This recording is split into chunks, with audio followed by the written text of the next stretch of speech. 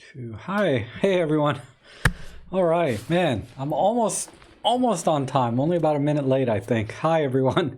Thanks for coming in for my Thursday live stream. Uh, as always, I like to try to just be available for everyone and talk about photography and gear and maybe some post-processing software like Workspace.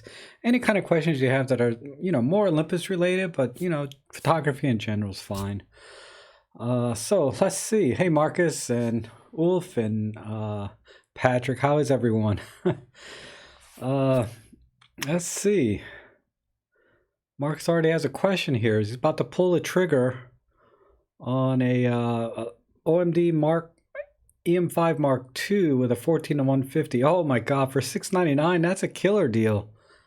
I mean, the lens alone is almost that much if you buy it separately, right? I mean, it's like a $300 lens, but that would mean you're getting the EM5 for about $400. That's really good, especially if that's a brand new deal or a refurbished deal from Olympus. That would be that's pretty kick butt. Oh, hi Rick, hi Larry, Dave. Deal of the day at Best Buy. I might have to. Crap. Let me check Best Buy. See if they have it. Let's go to Best Buy and see. I might have to just go get that.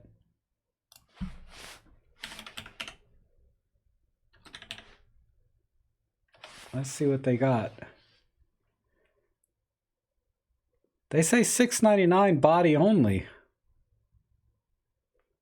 I don't see one with the oh wait.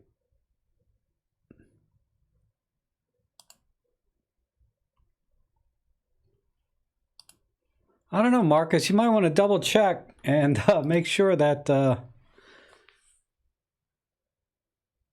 make sure that's right, because that looks like it's just the body only, not with the lens.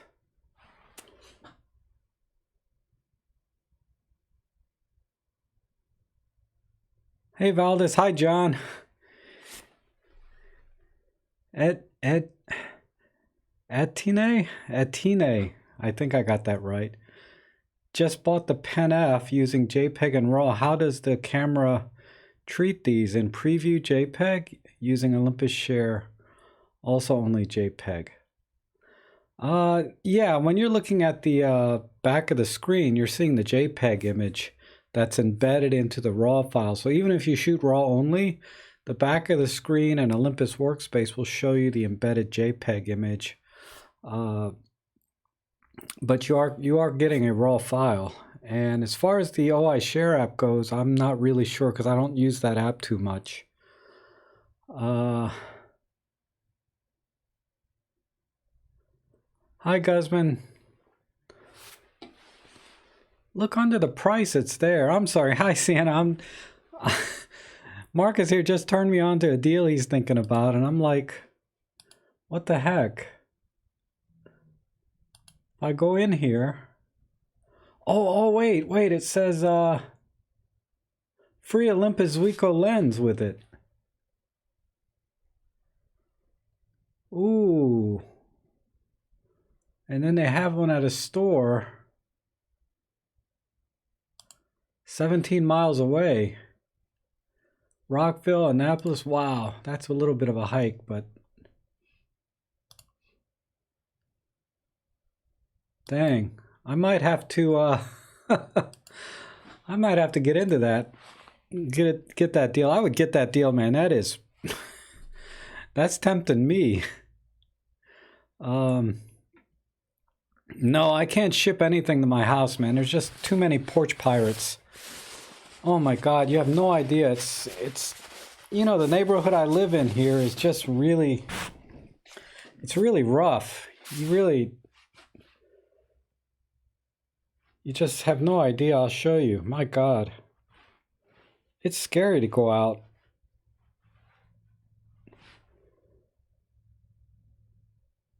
Sam is asking, can you transfer RAW or JPEG using Olympus Share? It's JPEG only, far as I know. I don't think you can transfer RAWs. But like I said, I'm not a big user of that app, so 4 new events. Looks like we have car thieves this week. Last week we had multiple shootings. Oh, not last week, a couple days ago. And then, yeah, loud shots fired almost every day in my neighborhood. I hear them sometimes, but it's kind of drowned out by the helicopters always flying over. Okay, so that's enough about my ghetto neighborhood.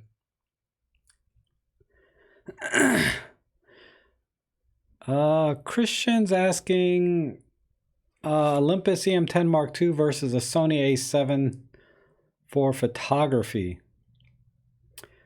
If it's the original A7, the first one that came out, I'd probably lean towards the EM10 because you can get that brand new for about the same price as a used A7. But they do have some A7 Mark IIs with the 28 to 70 included for like $1,000. That's pretty attractive. And if you want to do photography only, it's just the upgrade path with the Sony cameras have two issues for me. Is the lens sizes, right? Because if I want to expand my photography and buy new lenses, the overall weight of the package just kind of gets more than I want to carry personally. And then the there was another thing. Yeah, and the pricing. Yeah, and the lens prices are kind of high to get a quality lens. And you can get really high quality lenses from Olympus for a lot less. So I think an EM10 might be a better way to go. I mean, ultimately, it's not going to be as good in low light, but it's not that big a difference, really. In practice, if you shoot under 1600 ISO, you're not going to see a lot of difference between it and a full frame, in my opinion. Not much. Hi, Rob. Oh, let's see. Oh, hi, Sam. I'm sorry. You weren't asking me. You were telling me I can transfer RAW. Okay. Yeah, but then once oh my God, it's so slow. I've tried a few times to mess with that app, and it just, I just don't have any luck with it. Maybe I got to go into safe mode or airplane mode on my phone, then just turn on the Bluetooth, and then, be within a certain proximity of the camera. But it's too awkward for me.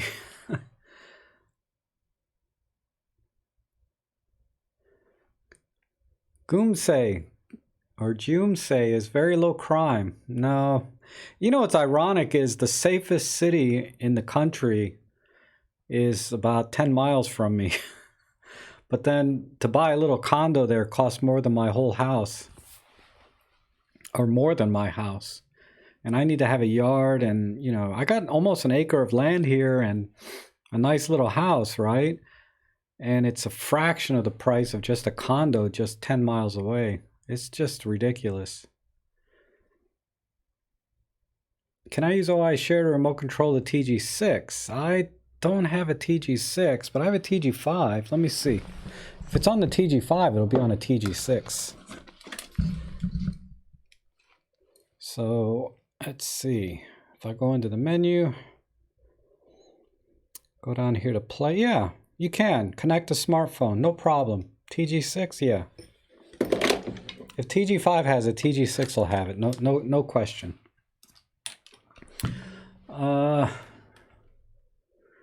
I'll be evaluating Capture One Pro over the next week or so. Any experience or thoughts? I like that I can buy a license, right? Yeah, and it's 25% off now, Rick, the Capture One.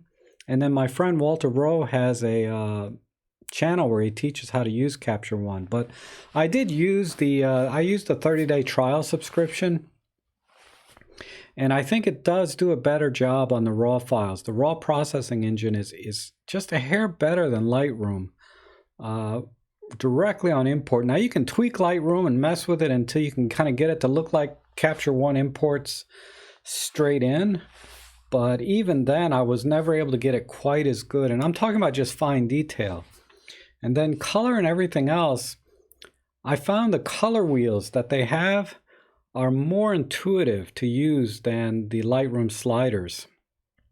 I really liked that once I got into it. I mean, the learning curve was pretty steep to go from Lightroom to Capture One, but it ultimately I liked it a lot better. The only reason I don't use it is because it doesn't layer photos.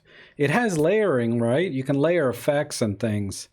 You can have a gradient layer. You can have like some sort of texture mapping layer. I mean, you can have all kinds of layers for doing adjustment layers, but it doesn't layer photos themselves. And I gave a set of photos to, my buddy who's a Capture One affiliate. And I said, okay, here are the photos I took. And it was for a real estate job. I said, here are the photos I took. This was my final image that I could do with Photoshop. And I do it by layering 3 images together and then doing some blending, dodge, and burn, right? And he wasn't able to get anywhere near what I could do with Photoshop because of that. But that's the only thing. If I was only editing images and I didn't care about layering photos together, I would use Capture One over Lightroom.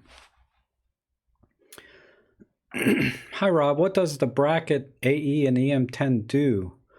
Does it combine 2 or 3 frames in camera or split out the photo? Art bracketing gives multiple images. Yes, the AE bracketing does the same thing. It'll give you an image for each exposure. So if you have an AE bracketing of 3 frames plus or minus 1, you'll get 3 pictures, 3 raw images, plus 1 exposure, 0 exposure, and minus 1 exposure. And then, they have multiple settings from there. Oh, Marcus, you got it, huh? $748 with tax, but gave me $40 reward certificate. Oh, that rocks, man. I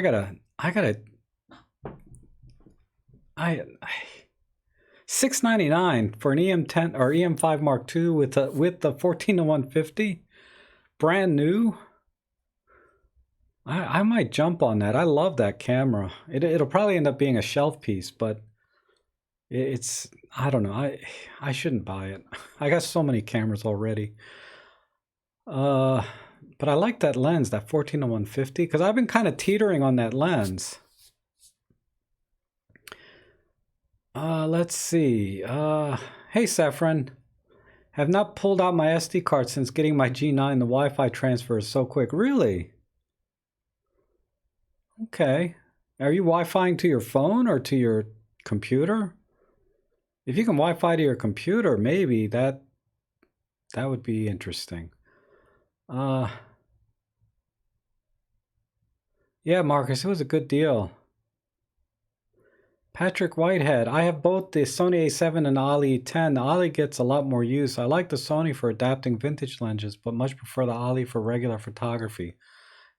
Okay, yeah, thanks, Patrick. I kind of feel the same way. I think the handling and the overall size just lets you take it out more. And again, if it's your first camera and you're going to grow into photography, I think the Olympus is really a good option. The EM10 Mark II in particular is a really good camera to grow with. And then if you feel like you need a upgrade path, full frame, or something like that, you'll know it, right? But I'm one of those few people, or however many people did, switch from full frame back to micro four thirds. Or let me rephrase that.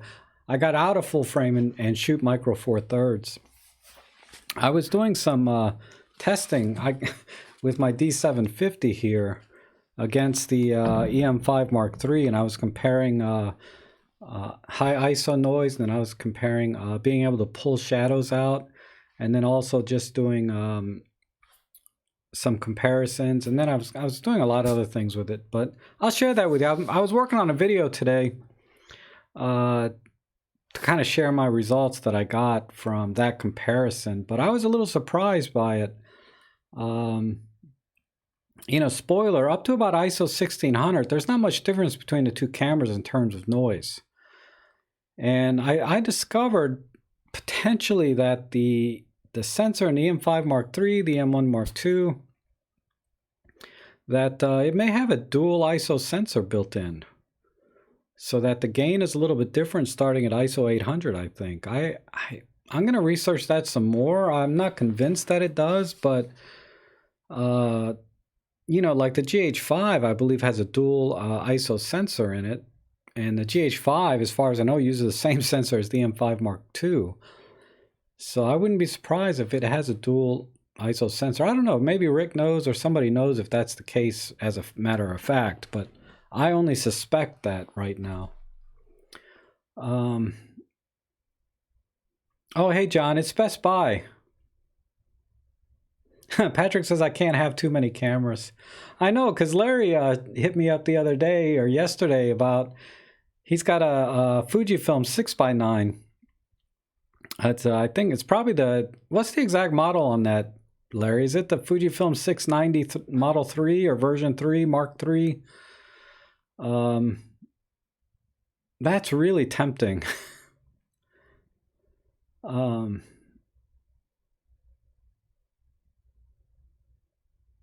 So Sefron's saying is G9 will transfer to computer and tablet, but you do most of your work on your tablet now.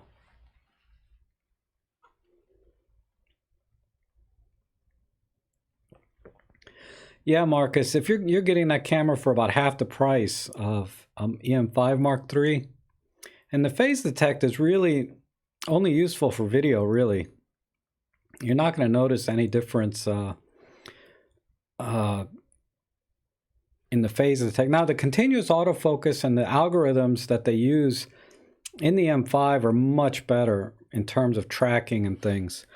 No question about that. But you know, for just shooting, I mean, the tracking's not terrible in the M5 Mark III or in the M5 Mark II.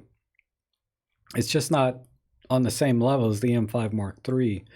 And the low light focusing, I know, is extremely good on the M5 Mark III. But again, it's not terrible with the M5 Mark II either. And, you know, the M5 Mark II has sort of that metal body too. And a lot of people appreciate that, you know. You know what's going to happen is I'm going to get done with this live stream, and all you guys are going to go out and buy all the M5 Mark IIs out of Best Buy, and I won't get one. Olympus support is excellent. Yes, I would agree. I've had no problems with it, Lars. And I've only heard good things from Olympus service.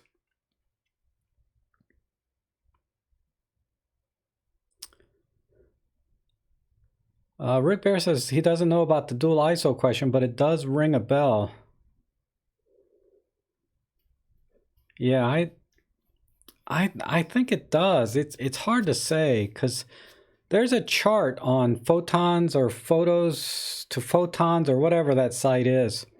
And you see a little spike in the ISO performance and noise and the gain and stuff.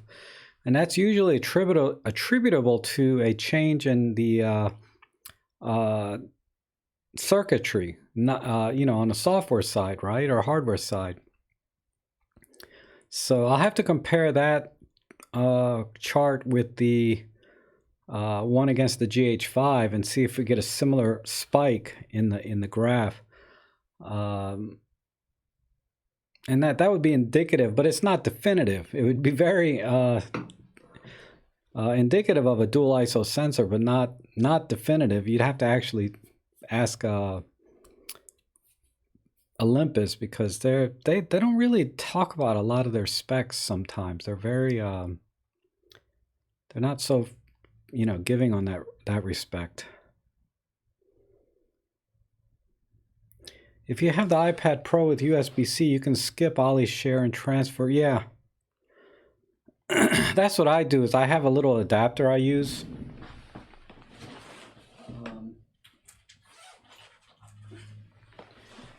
It's just a little card reader. I don't know if you're talking about plugging from camera directly to tablet. I don't know, but I just take the card out and I just plug this into my computer or tablet to look at the pictures. I rarely even do this, but that's another way. I was going to pick up the 25. It's on sale for $2.99 through tomorrow at most places. Ooh, I would, that's not a bad price. I mean, that's a good price if you weren't already buying a EM10 Mark or EM5 Mark II. I don't know. I don't know if you want to drop over $1,000 today on all that.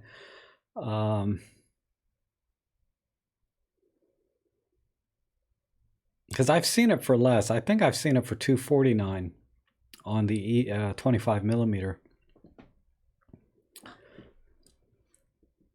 Oh, it goes directly from camera to tablet. Okay. On the G9. Interesting. Oh, talking of Olympus Techno, they confirmed that the weather signal in EM5 Mark II and EM1 Mark II are identical. Okay.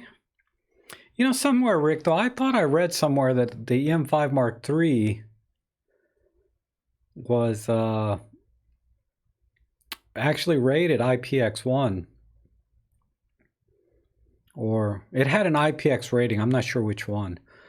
Versus the EM5 Mark II and the EM1 Mark II, they didn't actually give it a rating, but I'm sure it's as good as any, you know, as good as any camera, if not better than most. Oh, you might sell the 14 to 150 to car. Yeah, you'll get $300 for that lens all day long. Maybe a little more because it's practically brand new. Hi, Antonio. Portugal. Awesome. Awesome. Oh, but yeah, I've been doing some testing on comparing the EM5. Oh, okay, Rick, they're all rated IPX1. Okay. Yeah, I thought I heard that, but it's not like explicitly stated or bragged about anywhere. It's like if you dig around or really look for it, you'll see. Oh, okay, thank you, Larry. The GW693 Pro. Yeah, I was I was on a flurry of YouTube videos for that camera about 6 months ago. I watched like, I don't know, dozens of videos on that camera. And I was really tempted. I might have to take you up on that offer. Why don't you email me with a price and I'll just buy it off you. Because I was thinking about either the Fuji GW690 or the Voigtlander Besser GF, I think it's called. But that's a really old camera. It's hard to find one in good shape. But a G90 would be awesome. A G690. Okay, Marcus. We'll see you later.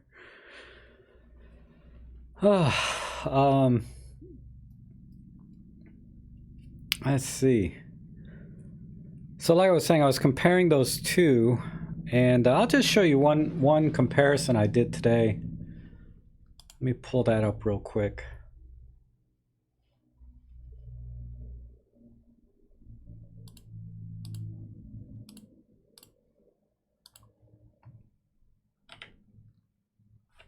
Why? Oh. It's this rating thing. So here are some test shots I've been doing today. But you know, if we look at what the heck?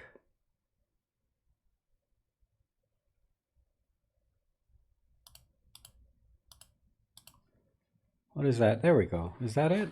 No. Sometimes I get these ratings messed up. Let me see. Purple and blue. And ISO. No. Yeah, this is it.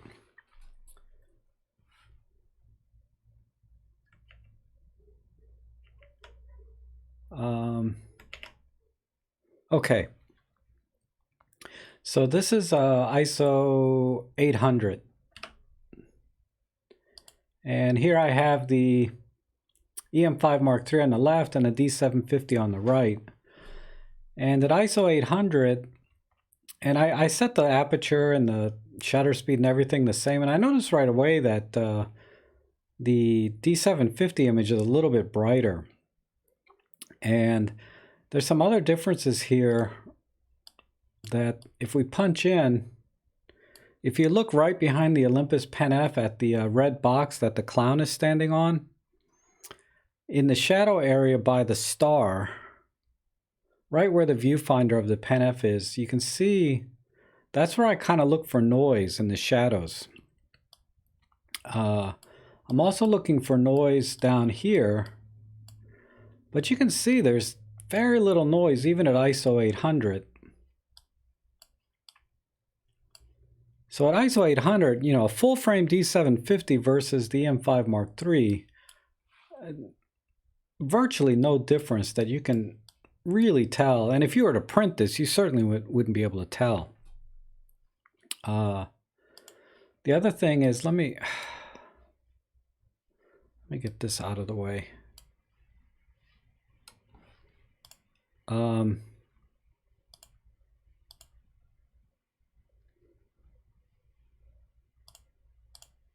Gosh darn it. I'm not used to flipping these screens all over the place.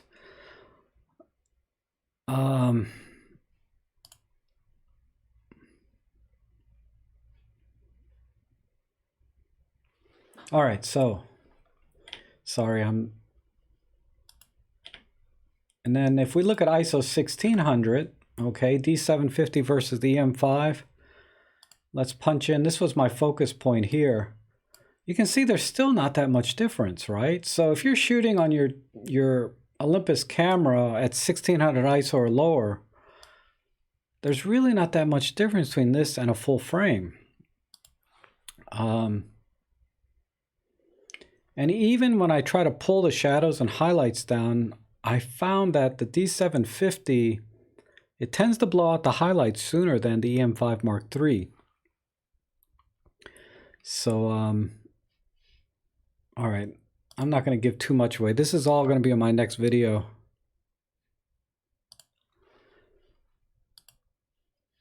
Oh, give me a second here. I messed up all my windows. There we go. So, yeah, I was able to recover the highlights a lot better on the M5 Mark III over the D750, but I was able to get cleaner shadow recover with the D750, but only when you really mess up the exposure. Like if you're off by 3 or 4 stops on the exposure, then yeah, the Micro Four Thirds sensor is going to struggle recovering those shadows, but you know, just don't mess up your shots and you'll be okay. All right, any more feedback on the Pani 12 to 32? Read some reviews on the Pani 15 and mentioned that the 12 to 32 is just as sharp. I seriously doubt the 12 to 32 is just as sharp as the Pani 15, because that Pani 15 is a Leica lens, you know, and yeah, I'm showing my little brand bias here, but if a lens has Leica on it, man, you know it's going to be good. But I don't own that lens to be able to compare it, so... But I can tell you the 12 to 32 is a really nice lens, but it's an f3.5 to f5.6 or something, right? What is this thing? It's really slow. I would rather have the 15 millimeter 1.7 or 1.8, whatever it is. Yeah, this is a 3.5 to 5.6, so... It's a slow lens, but it is sharp regardless. So if you're fine with shooting an f4, f5.6, then it's a terrific lens, and it's really small and light. How does the resolution compare between the two cameras? You mean the D750 and the? It's similar. I mean the M5 Mark III is 20 megapixels, and the D750 is a 24 megapixels. So there's that tiny bit more of cropping ability, but it's really a baby step. I don't think in practice, in any practical way, there's much difference between 20 and 24 megapixels. Just like I was talking about the M10, from 16 to 20, there's not really a practical difference between the two.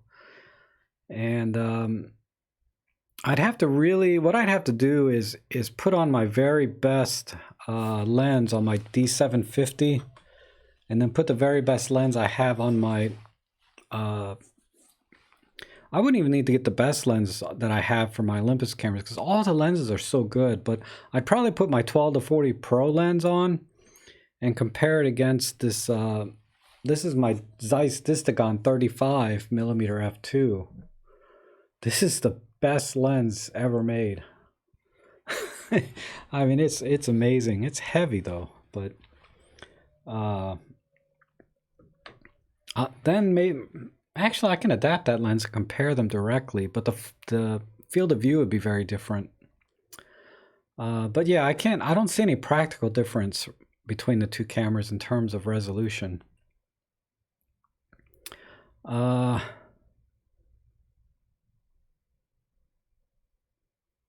You might want to talk about how increasing ISO actually creates more grain within the sensor of a digital camera.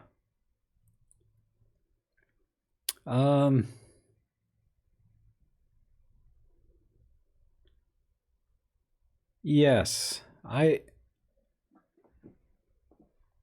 not sure how I can elaborate on that. That's a true statement. The higher the ISO, the more grain you get. It is different than, and I'm still doing testing. It is different than, say, if I underexpose a shot, then try and bring it back up in post-processing. I believe that produces more grain than actually raising the ISO to the proper exposure. And with a dual, another interesting Olympus does that I just read about was when you use ISO low, it actually does a two-step process on the noise if you select image quality. Well, I'm getting ahead of myself. There's a lot of settings that I'm still researching, just like with the, I'm still researching the image stabilization, mechanics of that. So I've been studying biomechanics. I've been studying the memes, the micro electro mechanical circuits, and just the physics in general, kinematics, kinetics, the old Newton's law for inertia and acceleration, and because I want to be able to put into context, the differences between trying to do image stabilization on a full frame sensor versus, micro four thirds sensor, and why it's better. I mean, intuitively it makes sense, right? The micro four thirds sensor is smaller. It has more room to move around. And then I also looked into the claim about the Earth's rotation, right, actually affects or limits how much you can do image stabilization in a camera. So right around 7.5 stops. And that there seems to be some, actually that's not a marketing thing. I thought that was a big marketing hype, but actually that seems to be true, because if you incorporate a compass and GPS system into the image stabilization system that's accurate enough, you can actually try to account for the Earth's rotation messing with the image stabilization. And then I learned about how the human body has tremors, and we all do, regardless of age. If you try to hold your hand out straight, it just trembles slightly. And there's a certain frequency that we have these tremors at.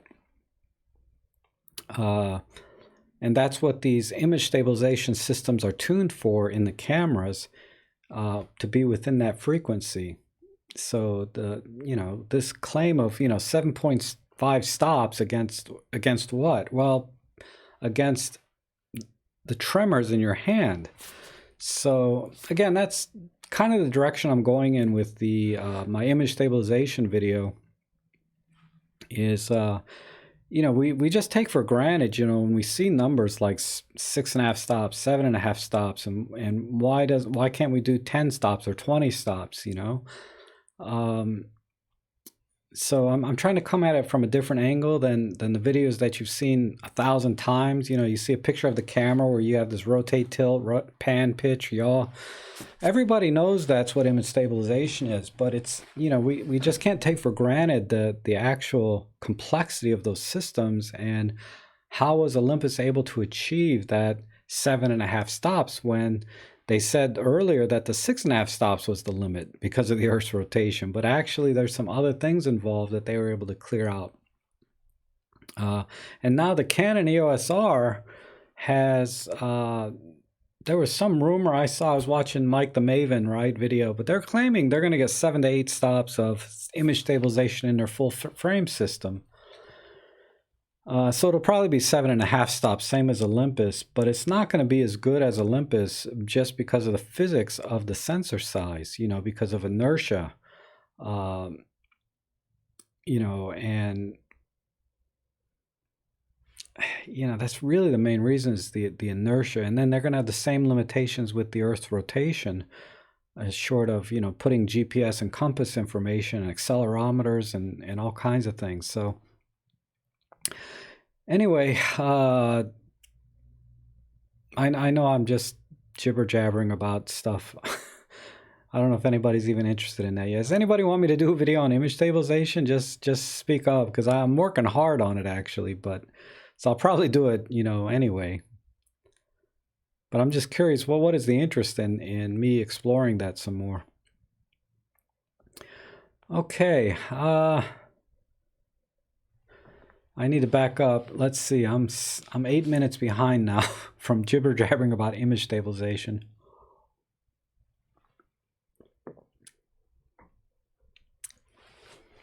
Yes, Andrew, the using Robin suggested ISO 200 because that's the base ISO for the Olympus cameras, and that's sort of what the cameras are.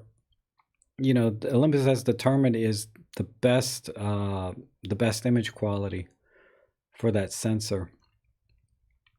Lauren says the Panasonic Lumix G14 f2.5 version 2 is $198 at Adorama.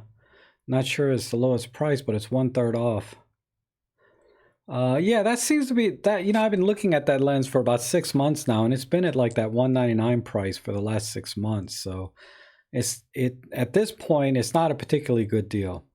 I mean, it's a good lens and a good price. I think it's a fair price for that lens, but it's not a bargain anymore that I thought it was, because originally, yeah, I think it was a $300 lens. Hi, Rob. Paul is saying, hi, Rob, is there a new Pen F coming? I just gave feedback on a question from Olympus, Netherlands, if I would upgrade to a new Pen F. Any thoughts? The Pen F is one of a kind.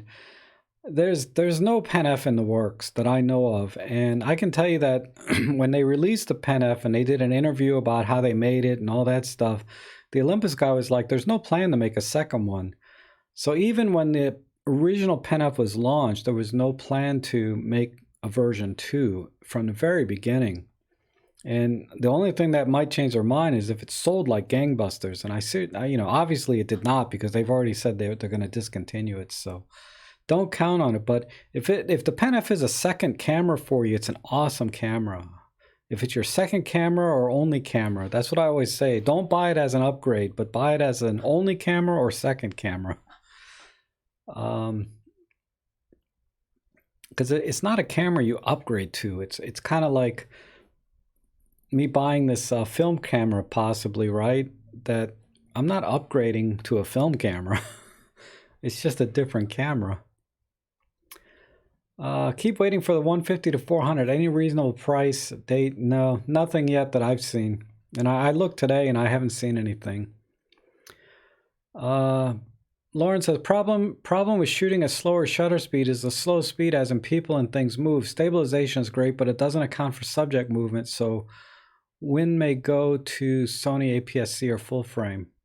Yeah, if you need the shutter speed and low noise, and really, it's really at about 6400 and higher where you start to see a significant difference, in my opinion, between, say, a full frame and a micro four thirds.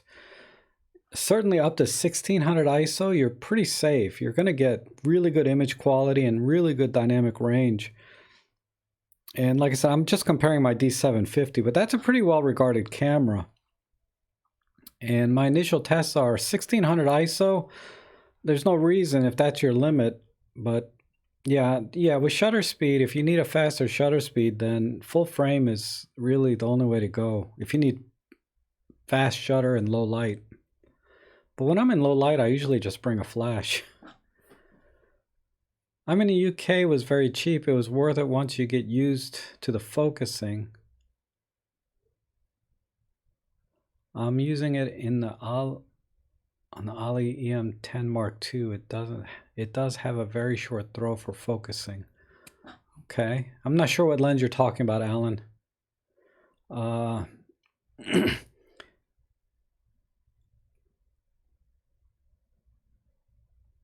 Babblefish, same camera. For now, I enjoy Nikkor on Ollie. Oh yeah, I use Nikon glass on my Ollie time to time. I love my 135 f3.5 Nikon and my 105 f2.5 Nikon. Those are really awesome on my Olympus bodies. ProRace is saying, is there any rule when I should use all AF points or 9 AF points? I usually use only one. Yeah, I mean, it really depends on the subject or the scene. Typically, though, you want to use single point or 5 point, right? That looks like a cross if you're doing sports action. And if you're doing one-off photos, one at a time, single point is best, and you just pick the point that you want to focus on or want to be in focus. Using more points than that, you don't want the camera to pick a point for you, because a lot of times what you want in focus will be out of focus because the camera picks something either closer or in the background. So I never recommend using all points. I always recommend single point or 5 point for almost all kinds of photography. Rob, it's not a video about how image stabilization works, but the need to know stuff about how and when to use it in best advantage. Yes, I am including that as part of it. I'm not doing a full thing on the it might be a 2-part series. It depends how much, because you know how my videos are, right? Some of them are like 40 minutes long. Like my live streams go on forever. But yeah, I'm trying to understand, because you made a point in a video where when you're shooting aircraft and you're panning typically in a diagonal direction, you want to turn image stabilization off. And I'm trying to understand why that is, given the technology of image stabilization. So that's why I'm just trying to kind of get down to the basics or the fundamentals of how image stabilization works, what are the components involved. And once I understand how things work, then that's when I get really good at explaining things, down to more layman type terms or beginner terms. Because it too often, when I try and wing it and just look at guidelines and say, yeah, turn the image stabilization off when you do this, or use this kind of image stabilization for that, then somebody will ask me why, and I'll be like, well, that's just a rule of thumb. I'd like to be able to kind of back that up a little bit with some, and have some confidence in how image stabilization works, at least down to not how they make the parts themselves, but actually how they're assembled and how they work together. And then, anyway, I think I understand where I'm coming from, because you're an educator yourself. I just feel like it's important for me to understand the whole thing, or most of it. Hello, Rob. I wrote a brief detailed article on ISO and ETTR, how to view the sensor. I get great visible improvements. Oh yeah, Siegfried, yes. You are awesome. You're the one with the blog, right? I haven't had a chance to read that article yet, but I did bookmark it to come back to it, and I just skimmed it like in 5 seconds, just to see what it was. And as usual, it's very thorough as you always do. And I think you were the same person did the Kodachrome profile too. Maybe that was you over there. But if anybody gets a chance, there's an article on exposure and ETTR, and on MU43 forum. There's a thread about it, and it's a link, and then there's a link to his article on his blog. Man, I'm so honored you joined my live stream here. He's really, I learned a lot actually from his blog when I was starting up this channel. Actually, I read a lot over there, and he's always very kind to me in my videos. Whenever somebody references YouTube channels, and he always says, "Oh yeah, Rob is great." So I appreciate that. But yeah, Rick, go to MU. Hold on, I'll just find it. Let me get it. Let me pull up that article. It's definitely worth just the pause here to go get it.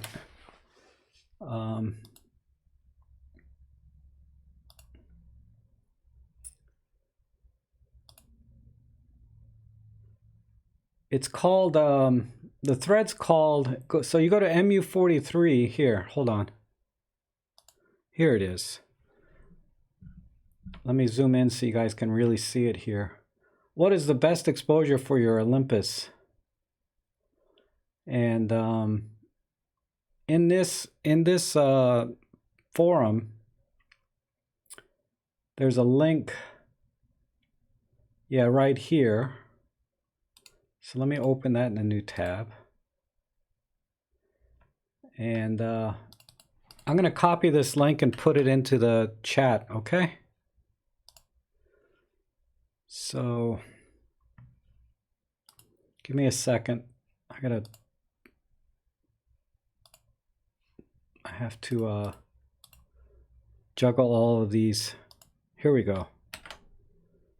All right, so this is Siegfried's article on getting exposure right and ETTR and stuff in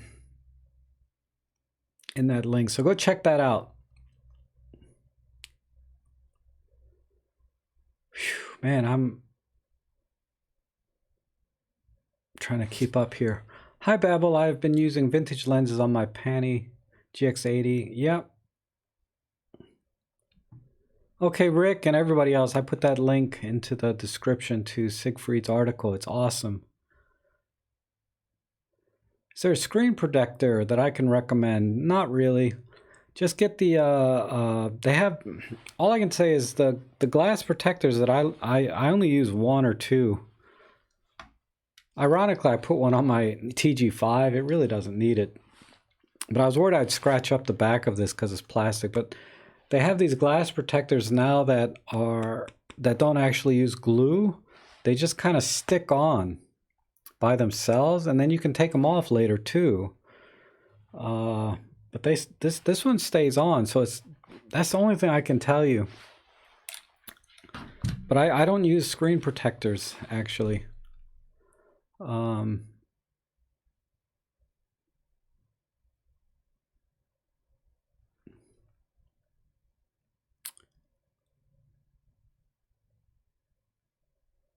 John sold his D750 and lenses. Oh man, good for you. I can't do it. I just can't sell my D750.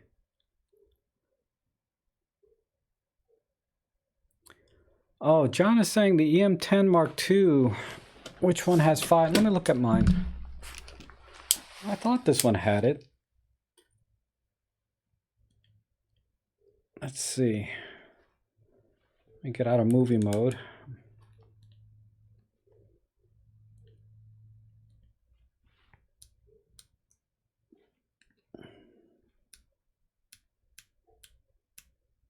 Yeah, it's only 9 point on the M10. Yeah, too bad. Just 9-point. That's the best I can do on this one. So I would rather use single point than 9-point. You know, this is how I shoot all the time. It's just single point like that. I rarely use anything else. But yeah, John, that's correct. There's only a 9-point, not a 5-point.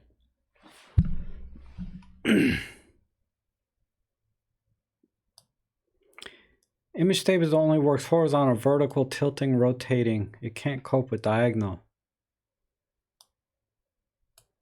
Exactly. Yeah, I mean, there's yeah, because a horizontal you would turn off the vertical and vice versa.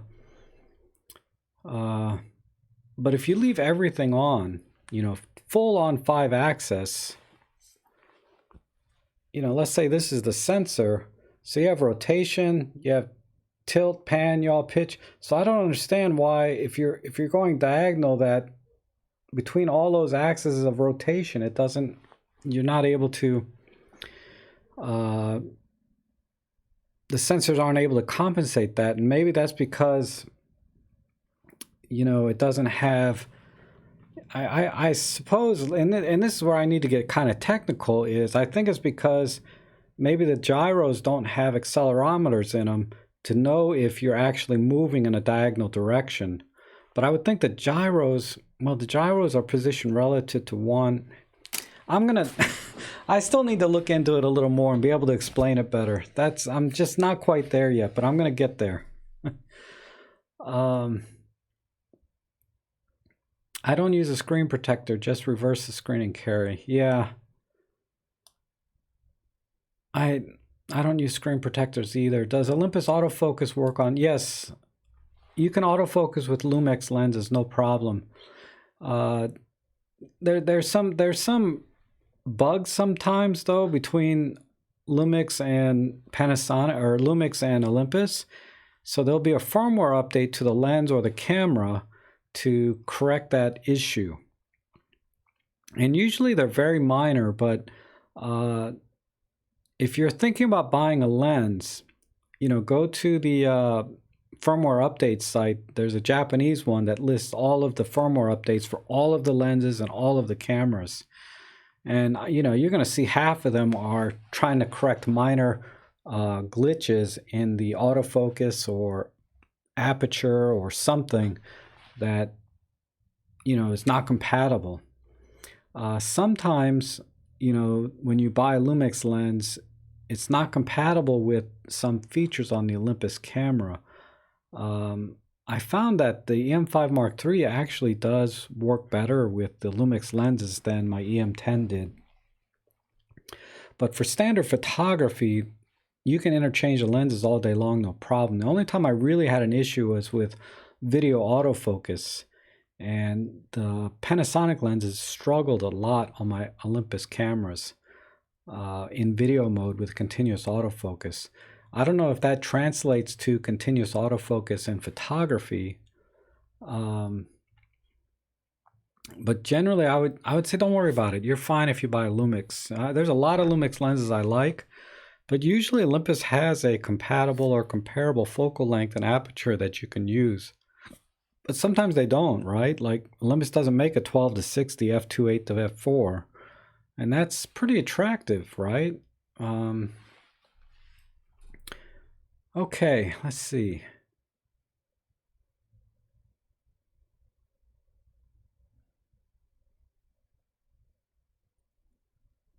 Yeah, I'm sorry, Rick. I'm reading some of the comments from like 7 minutes ago. But yeah, that's the other thing is, yeah, when you're going diagonal, you know, are you holding the camera like this and going diagonal, or are you actually tilting and going like this? So the camera, the gyroscope will sense this direction, right? But how much does it detect? Like once you're in this position, does it assume you're back to level again? So there's I'll get there. I'll get there.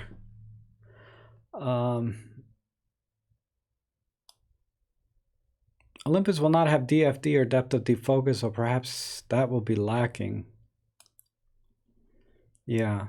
Yeah, Lauren swaps a lot of, yeah, a lot of people, they use Panasonic, and I use the Panasonic 12 to 32 now a lot on my Olympus cameras, and I don't have any issues. Oh, you're welcome, Siegfried. I'm glad to share your stuff. It was about a year ago I was trying to find your blog, and I somehow I lost the bookmark or something, because I wanted to reference your blog when I was doing some other video. But now that I have it bookmarked, you know, I can reference your blog a lot. You do amazing work over there. Hi Rob, how high can I go with the ISO on the M10 Mark II with a kit lens to keep best quality? I tried to shoot my dog at the evening, and I must have done something wrong because the results weren't satisfactory. Yeah, I would say up to ISO 1600 is pretty safe. And it's going to depend on the lens that you're using too, because if your lens, if it's the kit lens, you know, ISO 1600 is about it to be, and you got to be in good light. You know, even at ISO 1600, if you can be in good light and keep the lens wide open. Because I've noticed, you know, with lenses that aren't like the primes, like the 17 or the, you know, if you need to get lower ISO, you're going to need to get a faster lens, basically. But yeah, it's a problem when the lens isn't as sharp as a prime lens. Like a kit lens is not as sharp as a prime. And you compound that with high ISO, then the images get really bad. But over time, you sort of get a feel for your camera and how to get the best out of it. And you'll be able to take that same image at the same ISO and get a better image as you get a little bit more skilled and a little more feel for the camera, even though there's technically nothing different with the camera, right? It's the same camera, same lens, but you're gonna get better at taking pictures and get better images over time.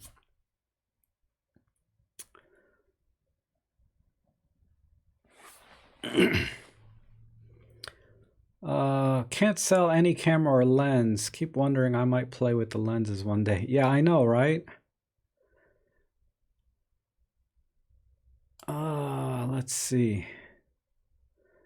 The camera need to know if you move the camera intentionally, like for panning. Otherwise, it will do whatever it can to reduce shake. Yes, exactly. Because like I said, the gyro sensors and things are designed to compensate for tremors that every human has. And if you're going to start panning, you need to tell it which way you're panning, either vertical or horizontal. But I'm trying to figure out why they can't do a diagonal or some angle in between, right? Between 0 and 180 degrees, there's got to be a way to add some sort of accelerometer or additional gyro or some other kind of sensor that will know the position of the camera relative to level Earth, right? Sea level or whatever. But anyway, and that's the problem I'm having, is I don't have enough knowledge to understand why going diagonal is a bigger challenge as it is. Like you know, if you have lens stabilization, right? The stabilization in lens, does it come with the same challenges? Because I see the same switch on lenses, horizontal panning switches, right, to turn off image stabilization only in certain directions. So I'm studying it now. It's going to take me a little time, but once I get a feel for it, then I'll do my best to make a video and explain in each situation, you know, what's best and what's not, and why.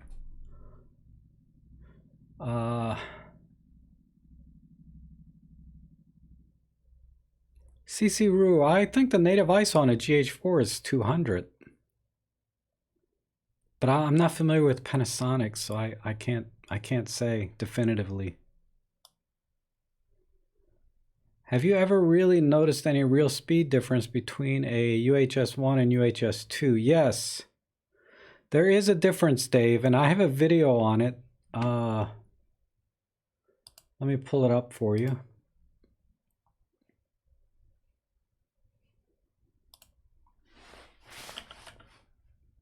SD. Go to my video number 12. Wow, that's an early one. I did this one 3 years ago.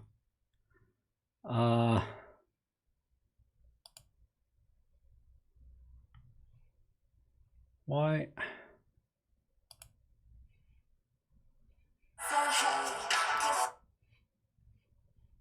Yeah, it's episode number 12 on my channel.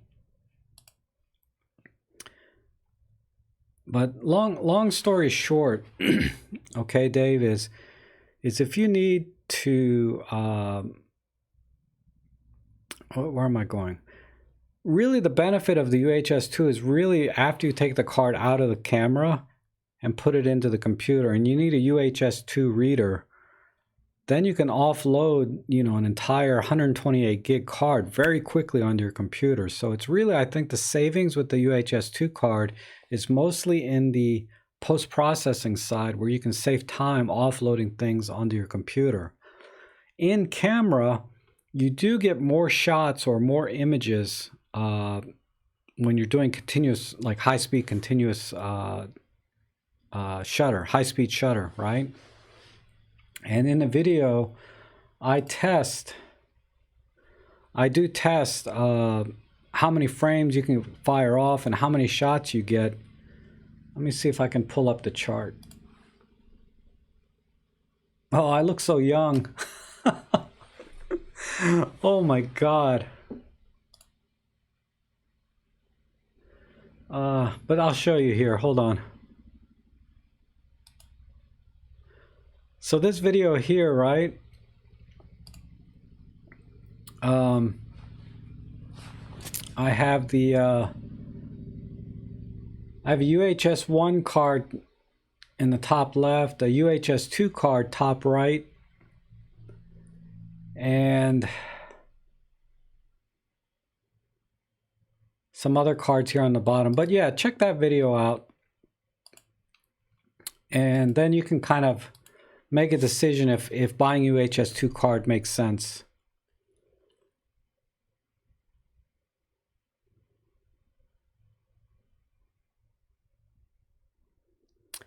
Okay, Babelfish, I do not want to hijack Rob's show. Oh, yeah, it's no big deal. I mean, if you guys want to talk amongst yourself, that's okay. It's just a little harder for me to follow the questions, but I don't mind. Image stabilization stops camera shake. Yes. Horizontal, vertical, tilt up, down, rotating. Yes. Rob, go see John Hess' video on Filmmaker IQ on dual ISO. Awesome video and info. Okay. Let me bookmark that video real quick.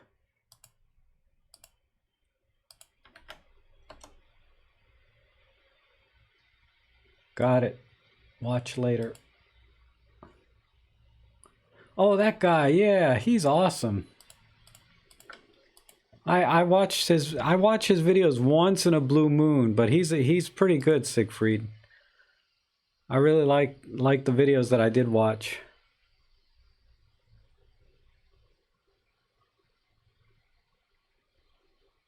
For diagonal, you can turn IS off or twist the camera 45 degrees when you tilt diagonal.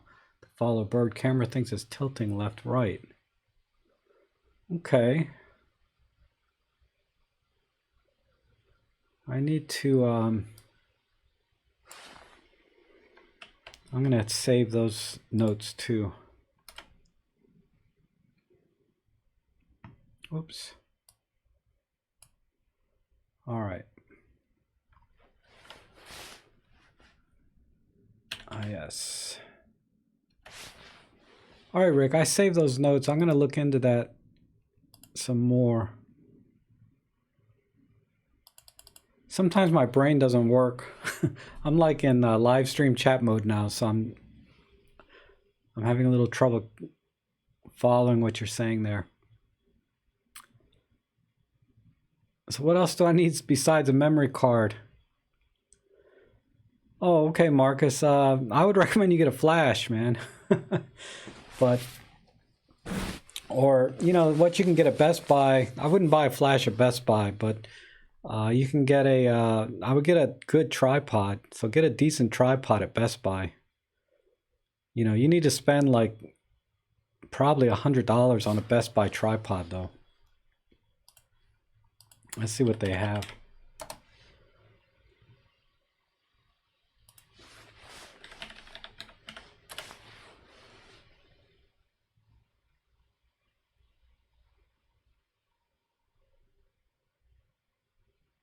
Ooh, man.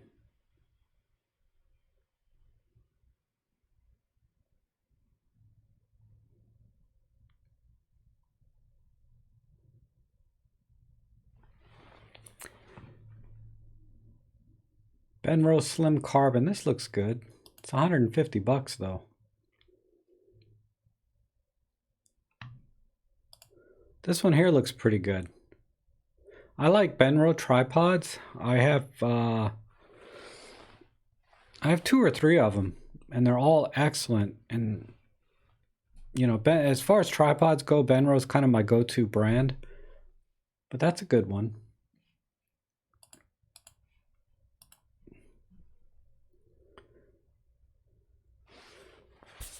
Oh, happy birthday, Rick. We'll see you later, man. Thanks for coming in.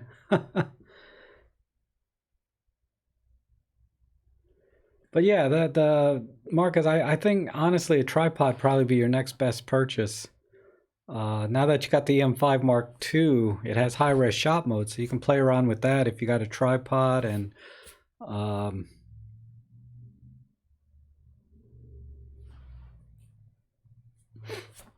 so you have a tripod already. Oh, spare battery. Yep.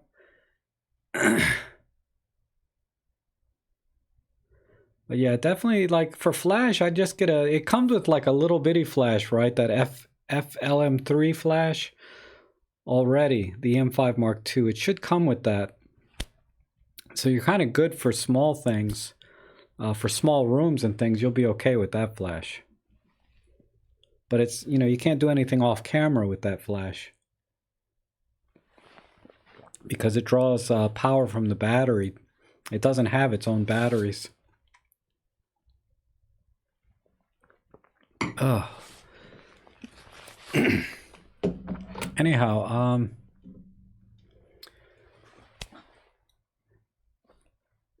okay, yeah, bounce flash. That little FML3 bounces, but you have to be in small rooms. If you're talking about serious portrait work, then yeah, you need a real flash.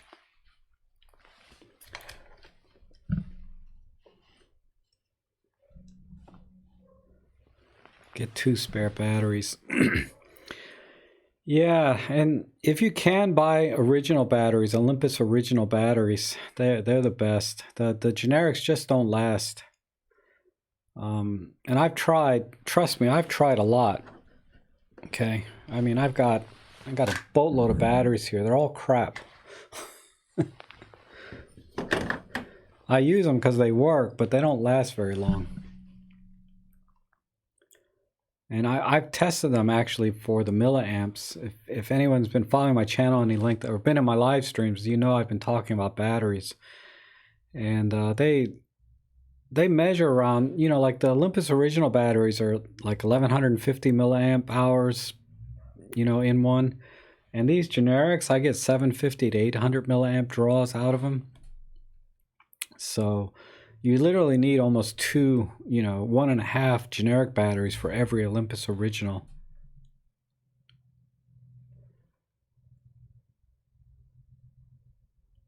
Yeah, so Dave knows.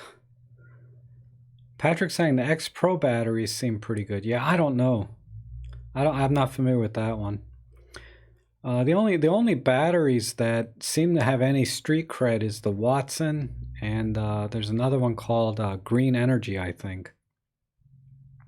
Those two brands seem to be okay. Not Green Energy. It's Green something, but I know Watson is not Wasabi. Those are crap. Watson. Because you go onto Amazon and you see like these 4 or 5 star reviews for these generic batteries. So I bought some and they're crap.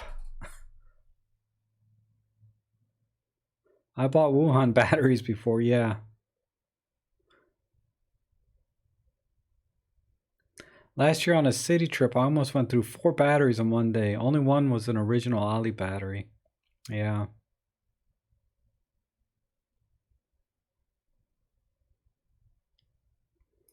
Yeah, Wasabi. They're crap. I have some Wasabi batteries. They suck. I had them for my Nikon, and you know, they didn't last. And then even when they were new, fully charged, I would get errors on my Nikon. I mean, the D750 has shutter issues anyway, but they happened a lot more often with those Wasabi batteries in them. I would get these shutter errors. Yeah, John's saying Watson is the only third-party B&H sells. So yeah, I think the Watson batteries are like $25, $30, and originals are $45 to $60. So you do save 40%, and you're getting virtually the same capacity. So that sounds like a good deal to me. Wasabi is a Japanese mustard sauce. Yes, I love wasabi. On my oh my god, sushi.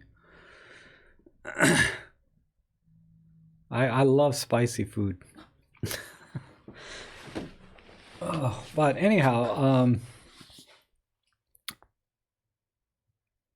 where was I? Where was I gonna go? I don't know. You guys tell me. You have any questions? My mind is always back and forth. Jupio batteries are okay also.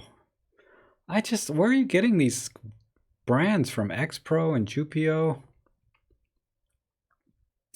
I just don't know. I've tried a lot. And like Rick's gone. Rick was recommending these new Oma batteries.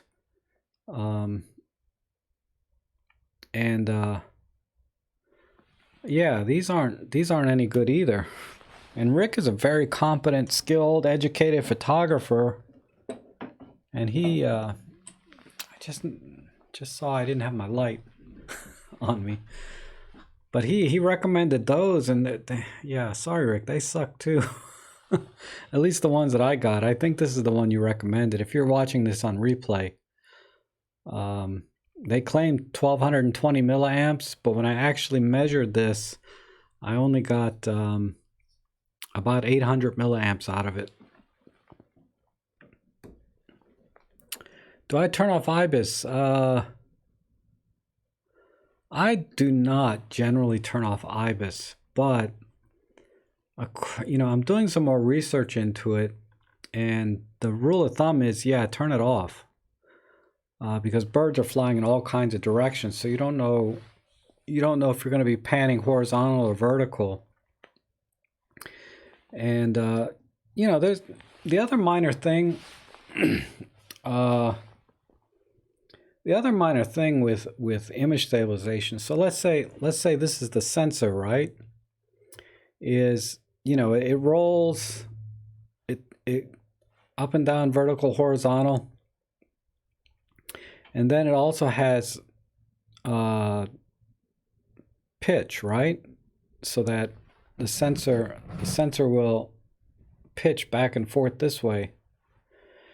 And the problem is when the sensor pitches back and forth like this, you're going to get blurry images up at the the image is going to be a little blurry at the top or at the bottom, or maybe in the corner if it's pitching this way.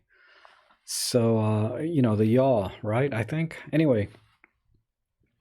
So people have found that when they're panning photos, sometimes they get corners are a little bit soft or blurry because the sensor is slightly off the focal plane of the lens. Just something else to think about.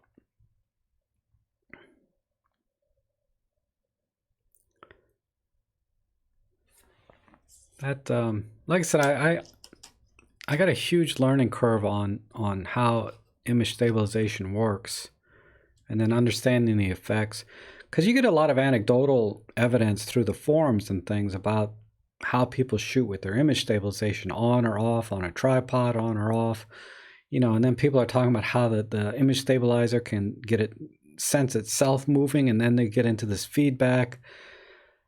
And I haven't read anything that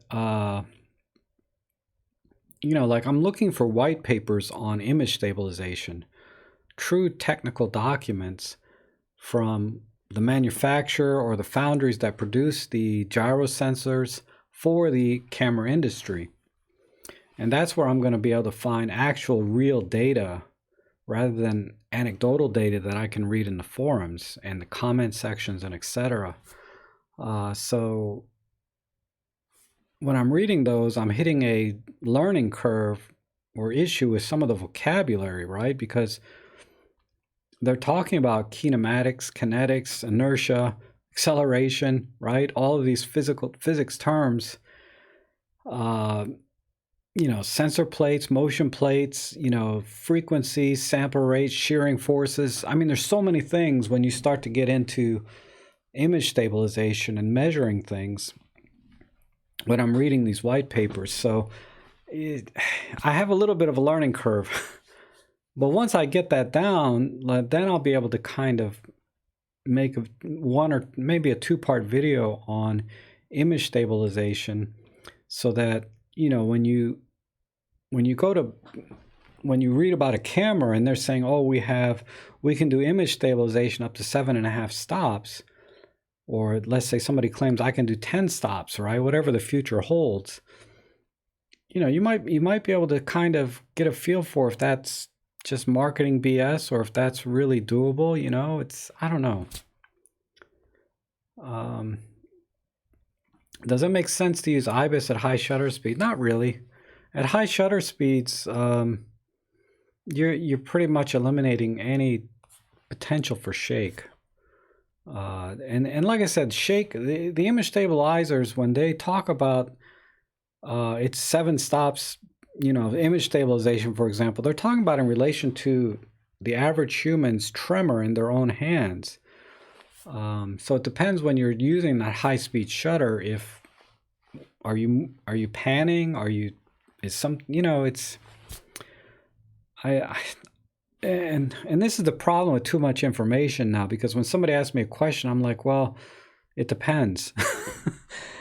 I wish I could be more definitive, but I need to get more information for myself before I can competently say yes, no, this is why. And so like I said, I'm reading up on that, and you guys will see hopefully soon. Hopefully I can do it before the end of February. But rule of thumb is, yeah, at those high shutter speeds, no problem. With the 40 to 150 Pro lens at 150, would you turn off IBIS? Would you turn IBIS on or off? Again, I would probably turn it on. At the longer focal lengths, I would turn the IBIS on. But again, now we're running into that question, because you have IBIS in the camera, then I think that lens has IBIS built in also, right? Do you switch one off or use one on? There's just rules of thumb that people talk about, and they always say at longer focal lengths, definitely use IBIS or use the lens only stabilization and forget about IBIS. Or you can use Sync IS and Olympus, and the two will work together. If the 40 to 150 Pro doesn't have its own IBIS in it, then yeah, definitely use the one in the camera, because of the focal length is so long.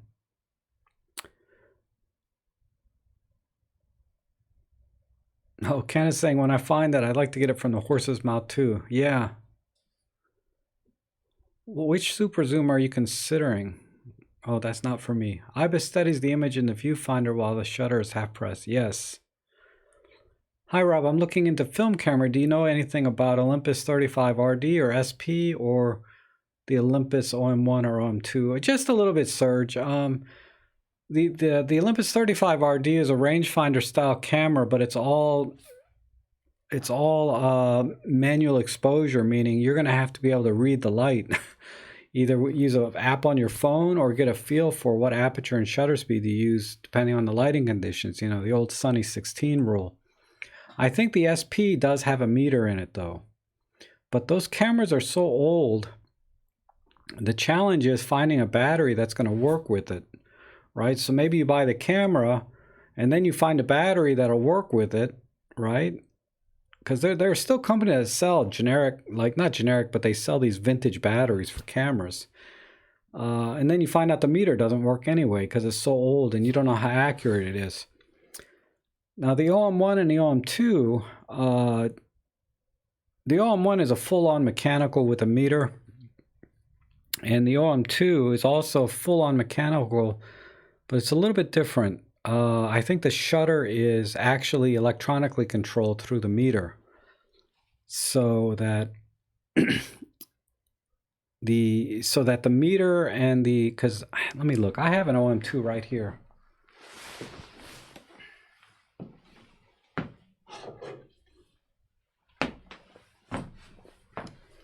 Yeah, the OM2 has basically like an aperture priority mode. And I just use LR44 batteries with these. I think, you know, they say don't do that, but I don't know, I do it. And it works fine. So you can buy like generic batteries for this. But the shutter and the battery, the meter and the shutter are linked together.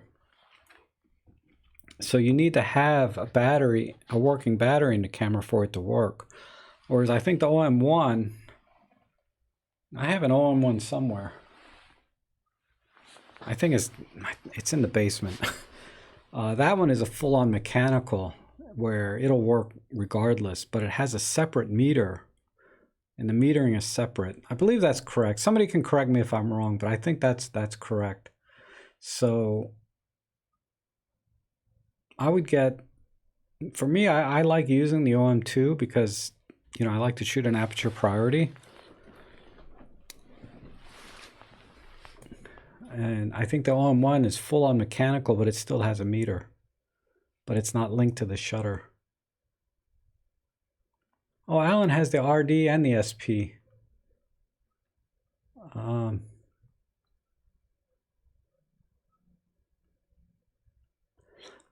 Yeah, the RD, the problem with the Olympus RD is I think the focal length is fixed at like 42 millimeters. So it's a little bit tight. You know, it's a little restricting time to, you know, it can be restricting, whereas like the OM2, if you buy an OM camera, any lenses you buy, you can adapt and use on your Micro Four Thirds too, and they're wonderful. So I would recommend you go with this over the rangefinder style Olympuses, because you can find these fairly cheaply and in good working order. Whereas the Olympus RDs, you know, those, you can probably find a good one, but the fact that the lens is fixed onto the camera is what kind of turns me off on that particular style.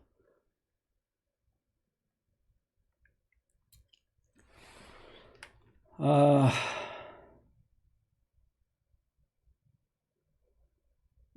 14-42 died during the holiday and I got it repaired under warranty, but from what I've read online, it seemed like the 14-42 is badly designed lens that's quite prone to dying.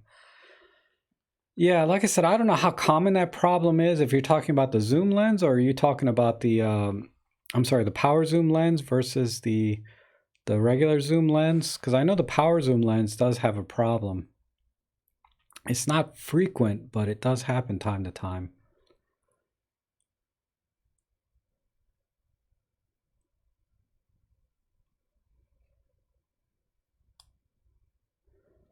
Yeah, Evil Knight, I would consider the 14-150 if you want to replace those two lenses. That's a good lens. I'm thinking about getting one tonight actually, with that Best Buy deal Marcus was talking about.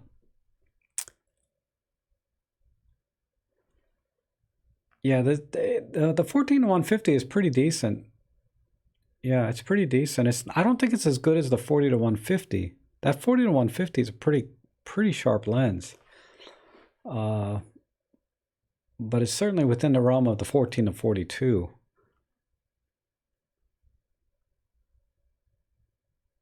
Oh, oh, I'm sorry, Alan. Alan's saying both the RD and the SP have meters. Really?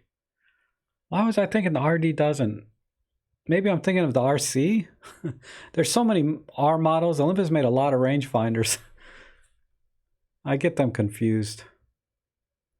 But regardless, they're all fixed lenses. You should think about actually maybe getting an original Olympus pen model, the half frame SLR. That's a pretty cool camera. A little pricey, but they're really cool.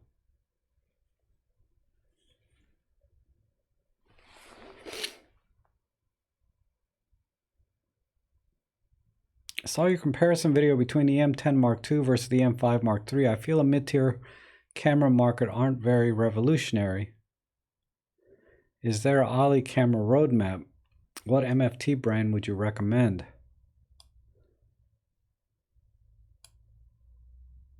I still recommend Olympus.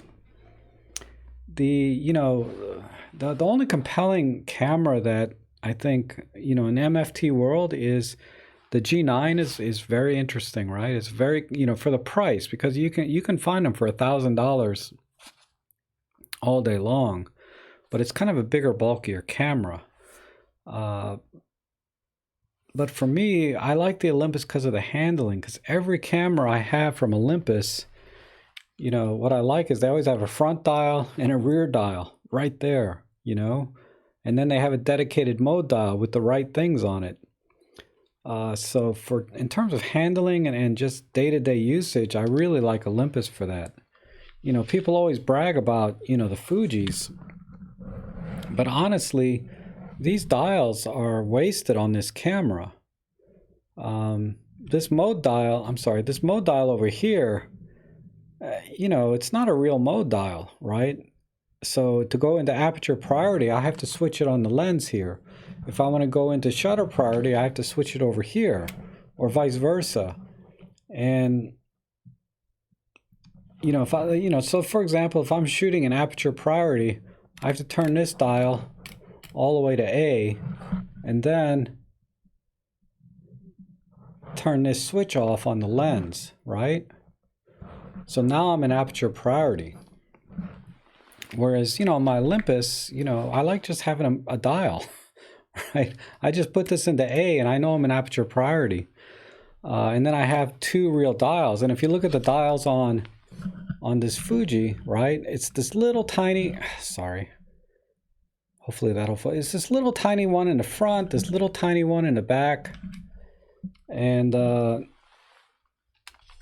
it's a perfectly fine camera, but there's nothing about it. And the only Panasonic camera I have to compare as far as Micro Four Thirds goes is my GX85, which is a fabulous camera also, but it's got the same problems, right? It's got this little tiny wheel here.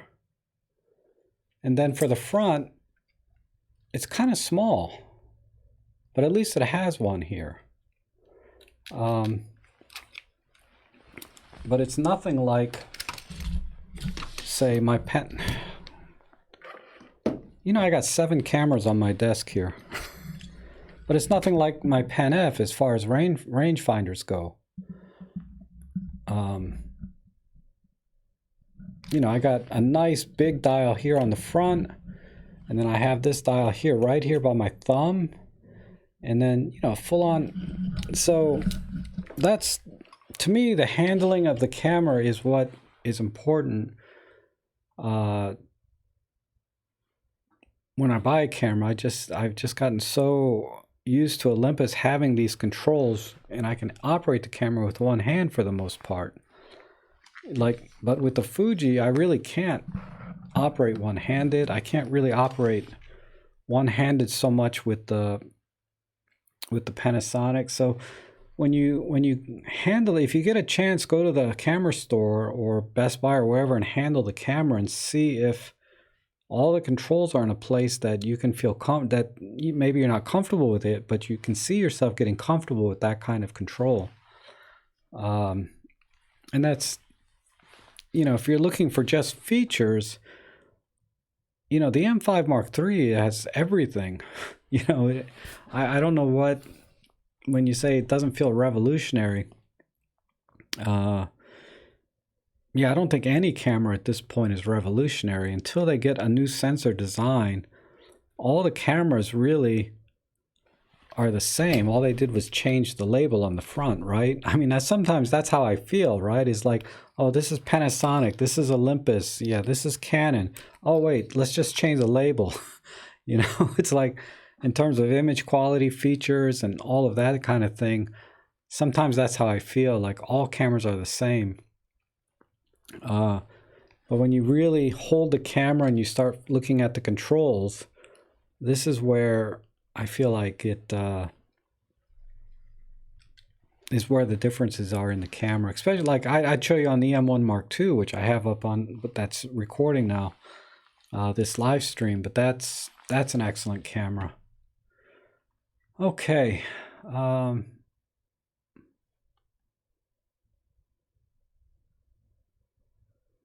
Hi, so AJ, hopefully that helps a little bit in your kind of camera decision buying.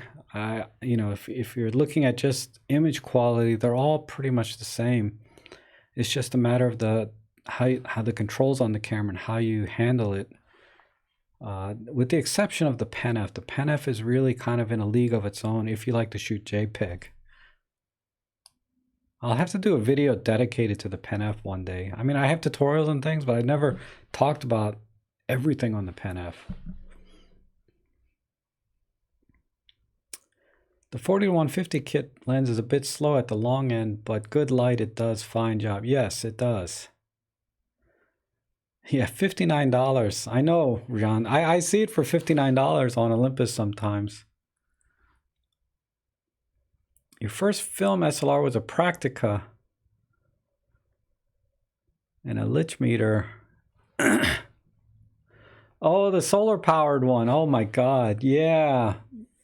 Oh my God. I think the one of the Olympus's pen cameras, I forget which one, Olympus Trip 35 had a solar cell on the front, so it was all solar charged too. Oh, Alan's confirming the OM1 can work without a battery. Yeah. So yeah, that's what I mean. The Olympus OM1 is a full mechanical camera.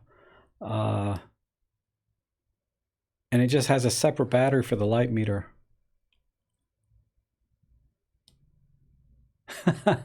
Intervention for my camera hoarding. I know. It's like EM5 Mark II for $699, including a 14-150. How can you not buy that? Okay, good night, Siegfried. Thanks for coming in. Yeah, the pancake zoom. God, I'm getting caught up here. The problem with the RD is that the iris gets oiled up. I've had it in for service, but now it's a favorite of mine. Yeah. OM1 was my first SLR. Always been with Olympus. Yeah. The OM1 is awesome. Okay, Marcus, you got the 25. Okay. 25 is sharp, man. That thing is razor sharp. Wide open, stop down, whatever. God, I love that lens. I need to shoot with it more. It's just the focal length I'm not crazy about. But that's because I just don't go out and shoot with it enough, I guess.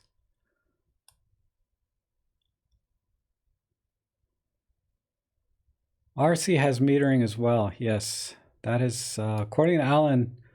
The RD and the RC both have metering. I didn't know that. I thought the RD didn't.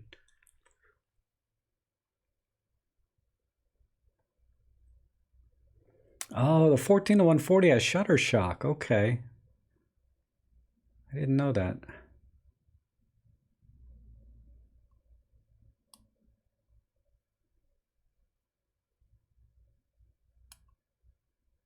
Yeah, Serge, another good film camera that you can get really cheap with a lens is the OM10. That's pretty well regarded, I believe. The OM10. It's a little cheaper and a little newer than, you know, the because a lot of problems with old cameras, old film cameras. God, I hope I don't have film in this. Whew, okay. But you have to be really careful with the light seals and things, right? I mean, I've been lucky. I've been able to find ones that are, you know, in really good shape. But yeah, the older the camera gets, there's all these little rubber seals and plastics that, uh, you know, just deteriorate, and the camera's not really functional. So if I buy a film camera, I like to try to buy a newer version of it as I can. Not because it has more features or anything, just for the fact that when things get old, they just wear out. Hi, Rob. I have the Thomas saying I have the 14 to 43 kit lens, the 20 to 45, and the EM10 Mark II. What should be the next lens purchase for longer zoom? A prime.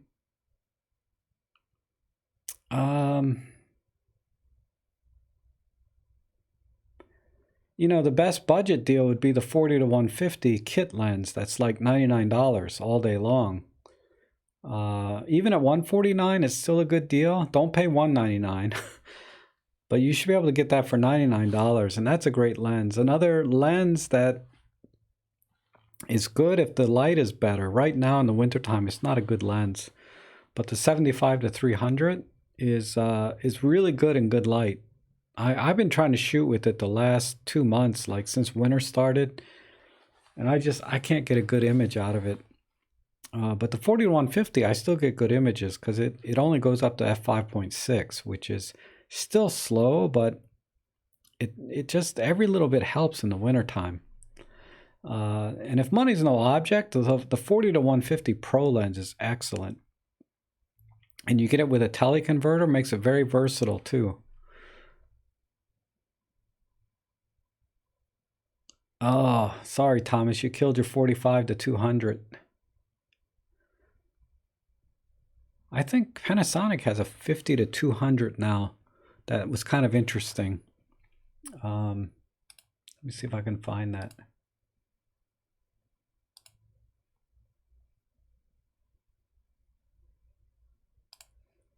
This is a good site to go to for lenses, though. Hold on, I'll show you.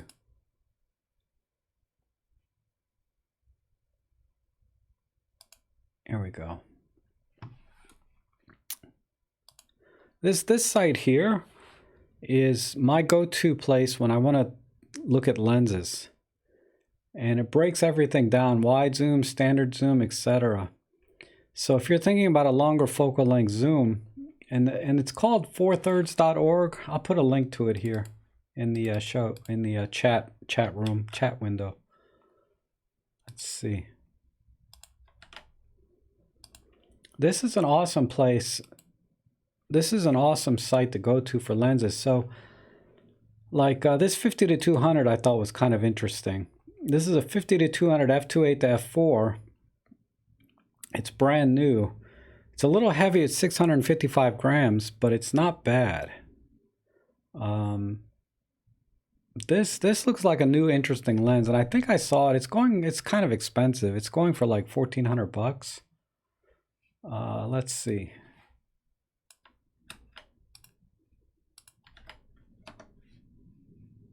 Yeah, 1497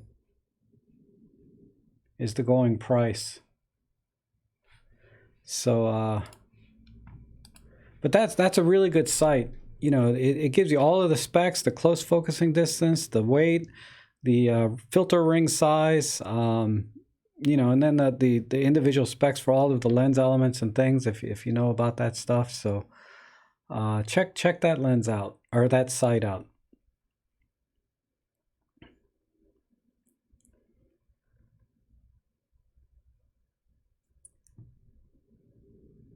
I want a new zoom that goes to 400. Did they say how much? Oh my God, $4,000? Because the sensor can only physically move in a very small amount. It can't cope with panning. Yes, that I understood. I mean, just intuitively, that kind of made sense.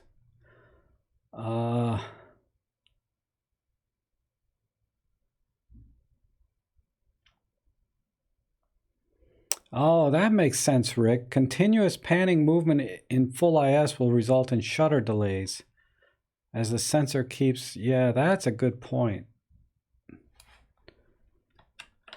See, that's what I'm talking about. Let me add that to my my list of things to look into. Thank you, Rick.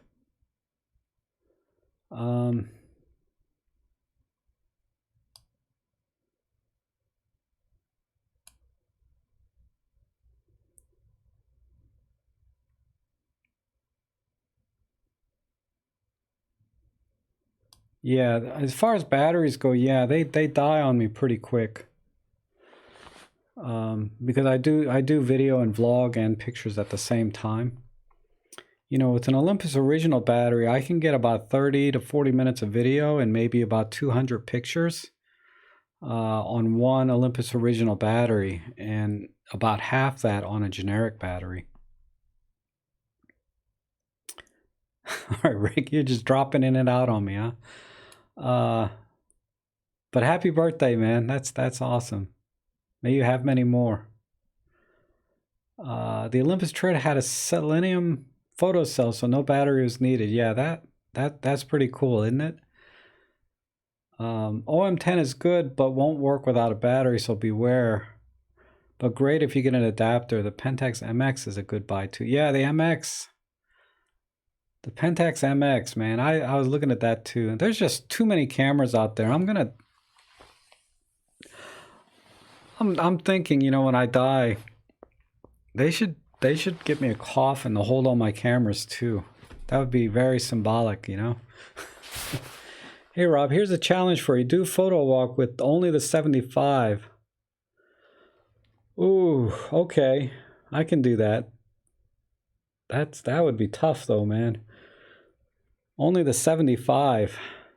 It's gonna be a lot of creeper shots, you know, of people across the street and stuff. I'll make a note though. That is something. That's a legitimate request. Where am I?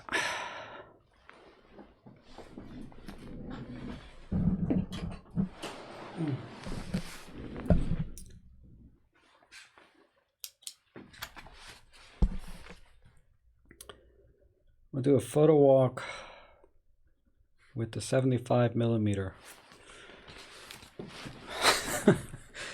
Not very excited about that, but I'll do it. Who knows? Maybe I'll love it. You're welcome, Thomas. I forget now what we were talking about. I think about lenses, right?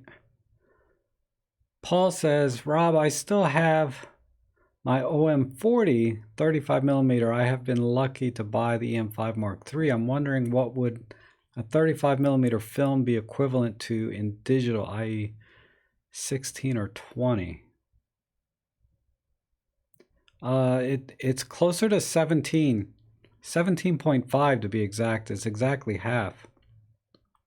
Oh, Leo said it there. So yeah, the 17 millimeter lens. This is what's practically glued to my camera all the time. This or the kit lens. The 17 f1.8, awesome lens. If you can get this for like 250 bucks sometimes. I wouldn't hesitate at 250 bucks to get the 17 1.8. More than that, you know, maybe wait till it goes down to 250. Ken says he had a Pentax MX back in the early 80s. It had the fastest light meter and used an array of lights as opposed to a needle for indicating exposure. Yes, I think the OM2S does that. It has a row of LED lights.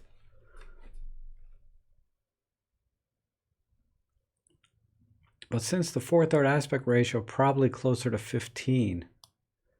Well, you know what? Uh, who asked the question here? Paul, right? Paul, I'm going to show you. I just did two pictures, one with the 17.5 and one with a 35 millimeter on a full frame. I can show you the exact difference here. Here's the EM10 Mark II with the 17 millimeter on the left. And I put the camera on a tripod, or I had a tripod and I just swapped cameras, but the tripod and everything in the frame didn't move. So if you look, actually it's a little bit wider here on the, well, that's because it is slightly wider. 17 millimeters is actually an effective 34 millimeter. But there you have it. That's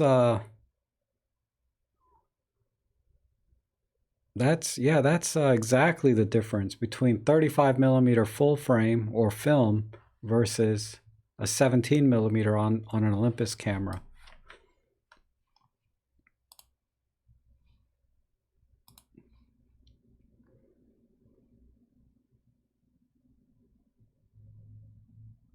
Oh, you meant in megapixels. Okay. Paul is saying, oh, hey, Joe Morano, how are you? It's the real Joe Morano, right? You know, Joe, I've been meaning to ask you because on your Instagram, I think you used to be called the real Joe Morano. And then you just changed to Joe Morano, or was it the other way around? I don't think I've seen any posts from you lately, come to think of it. But yeah, Paul, there's no way to... yeah, okay, Joe. I thought so. Now you're just Joe Morano on Instagram. But have you been posting lately? I don't think your feed has come up. Joe Morano photography these days. Oh, you're on Smug Mug too, aren't you? I think. I'm trying to, my memory's not what it used to be, but I think that's you.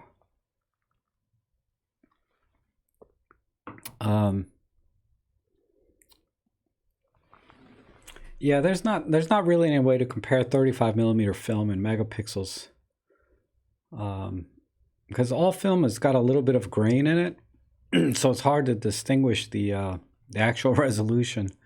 So usually, what people do is when they scan at like 2400 DPI, which translates to some lower megapixel count. I forget the math now, but yeah, there's not really a way to compare. If I had to guess, I would say 35 millimeter film is similar to, say, 8 to 12 megapixels. If I had to guess, that's my gut feeling. Or less, depending on light.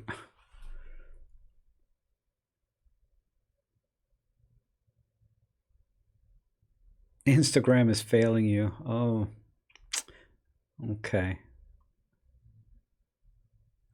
Another use for 75 f1.8, Peter Forsgaard recently used it with a couple of extension tubes for close-up. Oh, yeah, I haven't watched his video, but the problem with using that lens with extension tubes is you have to get this freaking close to the object. It's not really, the working distance is too small for me in any practical sense. If you got, I'll have to watch his video, but I think, when I tried, the focusing distance was just way too tight.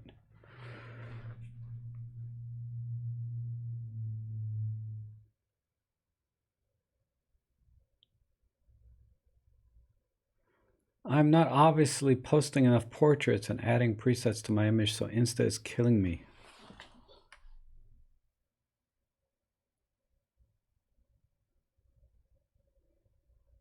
I'm so lost. I'm not sure how Instagram is affecting your portrait work. It's all games and algorithms. Yeah, that's true. I mean, when you're trying to follow a bunch of people, I'm following a couple hundred people, but I probably only see like, 5% of them based on the time allotment I look at them, right? Because I really only look at them when I'm having coffee in the morning. And the odds of me getting to everybody it's not going to happen. But I do try to comment and, like, photos from the ones that I do see. Really, the best way for me if you want me to see one of your photos on Instagram, for anybody that's watching, is just do a pound Rob Trek or at Rob Trek. I don't know how to do it exactly. Then I can go look at it directly. There's a few of you that do that now, where you tag my name in your picture, and then I can go find it. I'll get a notice, and I can go look at it. And those are awesome. This one guy is always posting pictures of like abandoned cars and things, and that's really cool.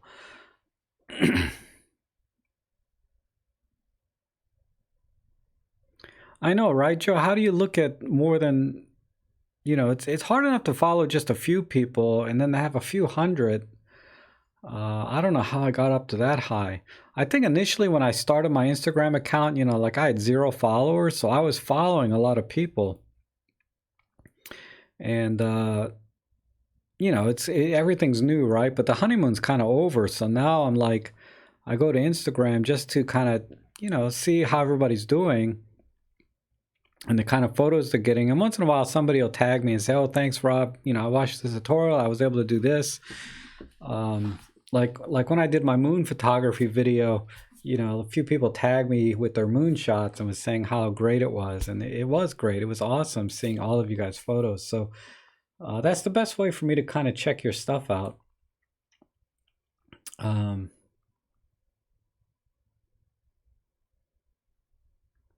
No, Joe, I haven't seen you on BBC, but I'm not in the UK, so I don't have access to like BBC at all.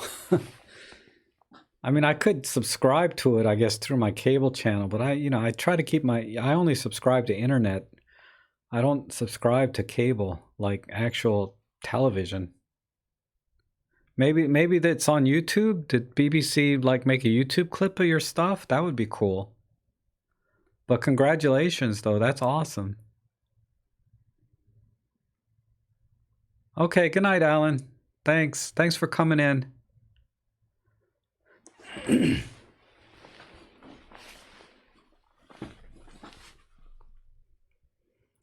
Joe, honestly, anybody that, because there's so many of you out there, you're superior photographers, technically and artistically, creatively,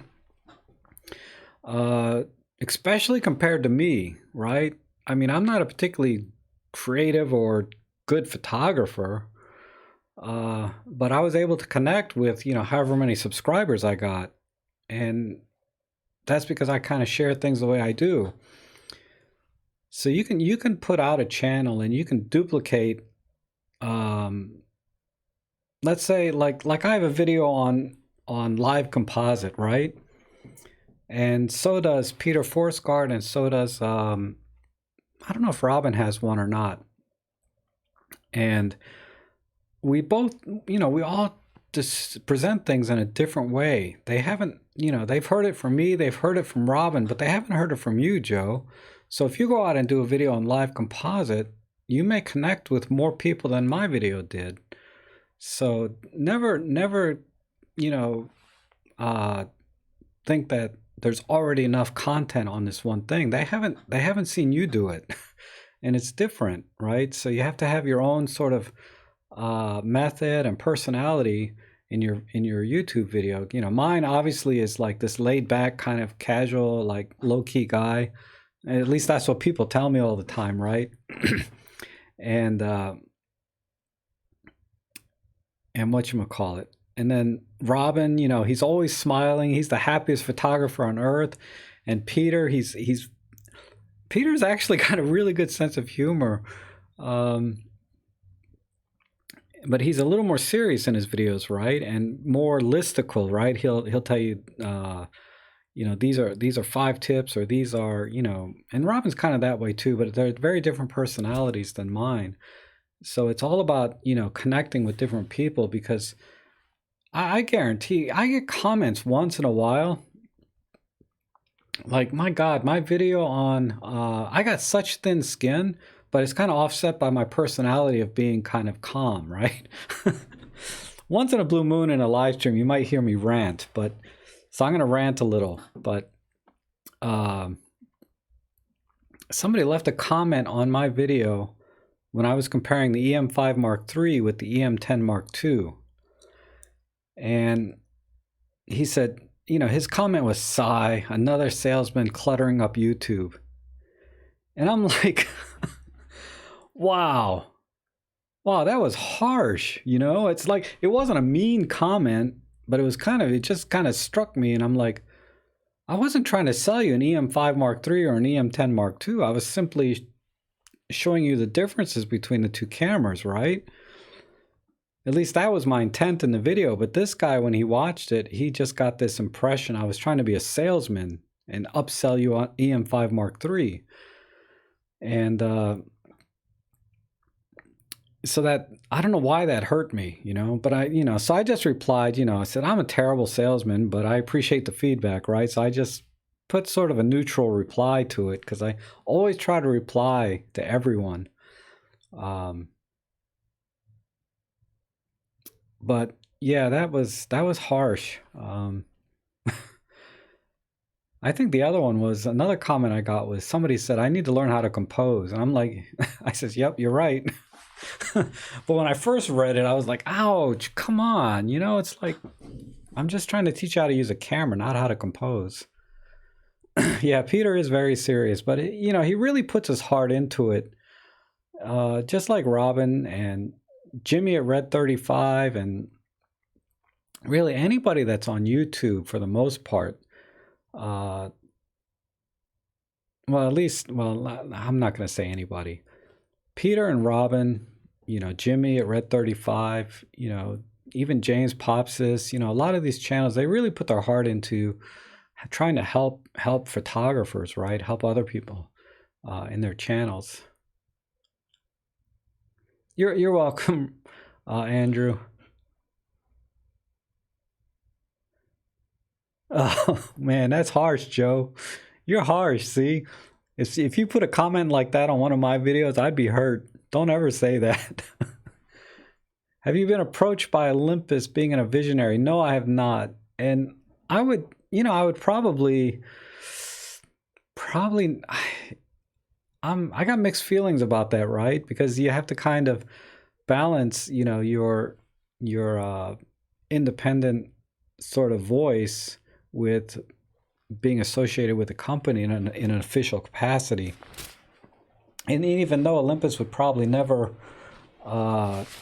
tell you what to say in a video, right? Because your opinions are your own. But deep down, subconsciously, you're always going to feel some, God, where's my vocabulary today?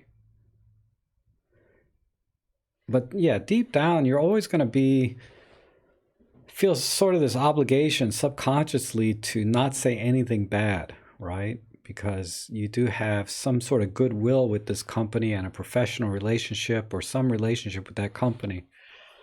So you'll never, even though you might not feel good about something, you may not say it, or you'll put it very mildly, right? Like Peter was really good about talking about the EM5 Mark III and how he hated how they moved the thumb wheel, the rear thumb wheel, up a little bit. On the older model, it was back off a little bit. So I know Olympus doesn't tell you not to say something, but at the same time, you're not gonna bash something where they kind of do something for you. That's why I don't do too many gear reviews, because I get offers in the mail all the time, email, not real mail, about reviewing different products and lenses and flashes and things. And I turn most of them down because, I mean, I'm sure they're a fine product, but I'm not going to use it. So why, I don't know, why just go up and be a salesman for it? If it's something I'm going to use, I will. And that, like this microphone, right? I wanted to start live streaming, so I got this microphone, but they sent it to me for free and I did a review on it. But I do use it all the time. And those are the kind of products you might see me have a product review because it's something I actually use and I can talk about.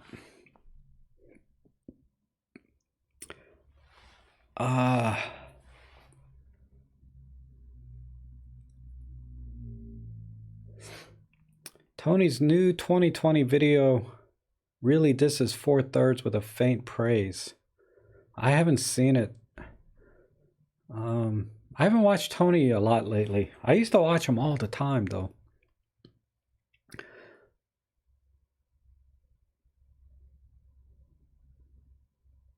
Tony's a Sony snob. Maybe. I don't know. I don't know Tony that well. I don't know him personally.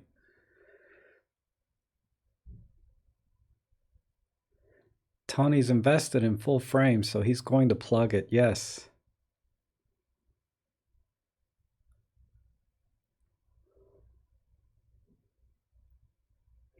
I was about to ask about trying to be impartial without being an Olympus visionary. It must be difficult. Yeah, it is, even if it's just subconscious, right? Maybe you don't consciously do it, but I imagine at some subconscious level, you're not going to say anything bad about a company that is giving you stuff or, or some benefit, right?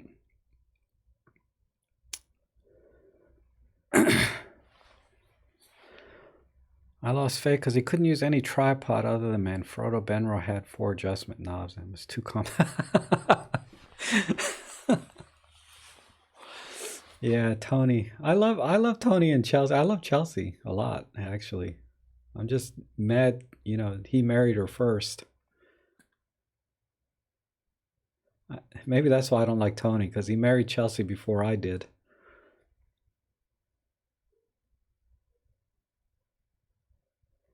Oh, Daniel Cox criticized Panasonic and lost his visionary. Yeah, see what I mean? So it's possible. If you just go up and bash or criticize a company that you have some goodwill with, right? Why would they keep you?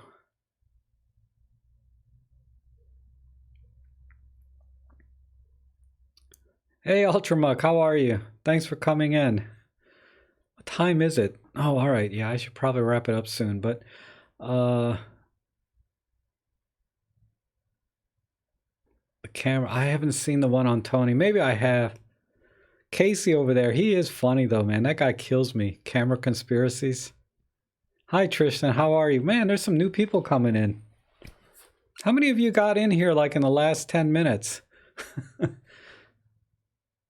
then how many of you been here since like I started at 3:30 or whatever? Oh. But yeah, some channels, they get so big, right? And I'm not going to name any channels, but all the big channels, they almost sort of kind of become a victim of their own success, because when I watch their older videos and compare them to what they're producing now, there's definitely a change there, right? But you can tell in the beginning that they were really trying to produce content that was very helpful. And now it seems like their videos are very market driven. And it's not their fault, because man, if Sony or Panasonic or Nikon invited me to an event and all paid expense, I would go. And I would talk the heck up out of Nikon or whatever camera it was. I'd be like, man, this is the best thing since sliced bread. Just because, you get all of those benefits and perks. But yeah, you when you get so big, I think you just can't help but become a victim of your own success. And then you're going out. And they always say, yeah, we're not sponsored, we're not paid, we're not. If they're paying for your trip, if they're sending you something for free, that's being paid. I don't care how they spin it. You're getting that's a paid promotion. Um, just like this microphone. If you watch my video on the review of this microphone, I'm pretty sure in the bottom corner it says this is a paid promotion. I mean, it was only $50. They sent it to me for free, but I make it clear that this is a paid promotional video, and I just wish, YouTubers, other creators are more honest about that, because when you know they got something for free, that you need to know that so that you can kind of read between the lines when they're talking about the product. Like I'll talk about this microphone, how great it is because they sent it to me for free, and it turns out it was really good. But this arm here that comes with it, it's not very good, but I can justify it because of the price point. I mean, yeah, it's not a great arm, but the whole thing is $50, including this mic, and the mic is awesome. Oh, hey, Eugene. Or Enrique, you just started. Okay. YouTube encourages the clickbait environment nowadays. Yeah. And that's, like I said, that's, again, it's kind of being a victim of success, right? Because now and the competition, we all try to read these, we watch all these videos or have consultants that they might hire because they have enough money to hire a consultant to help them with their YouTube channel, and they'll give them all these metrics. The best time to publish a video, the best way to make a video. So, I tried to chase I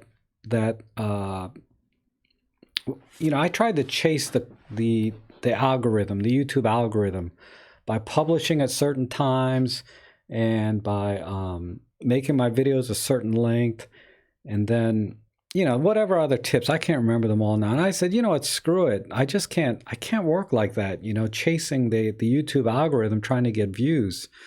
I said, if my content doesn't stand on its own, then I don't deserve to be here. My content needs to stand on its own. And then by word of mouth and referral, and people share my videos in the forums or on Facebook, things like that. If my channel grows naturally, organically because of my content, then and I can do and enjoy what I want to do, then I'm happy, and I think I'll be more, it's just more me, it's more genuine. Versus, so many channels now, they're constantly trying to chase the algorithm, trying to get that click, trying to generate the advertising revenue, all of the affiliate revenue. And it's a business. You have to make money. I have links on all of my videos for donations, and then I have links to my Amazon. So even in this where is it? Right here, right? I got my Instagram, my Amazon store, because it's a business, right? So we try to generate revenue to support what we're doing, and if our content warrants getting support from you, either by donation or shopping through our affiliate links, that's an honest way to make a living, right? So, that's, anyway. Oh my God, I just went on a rant about anything but cameras there. I love Fro.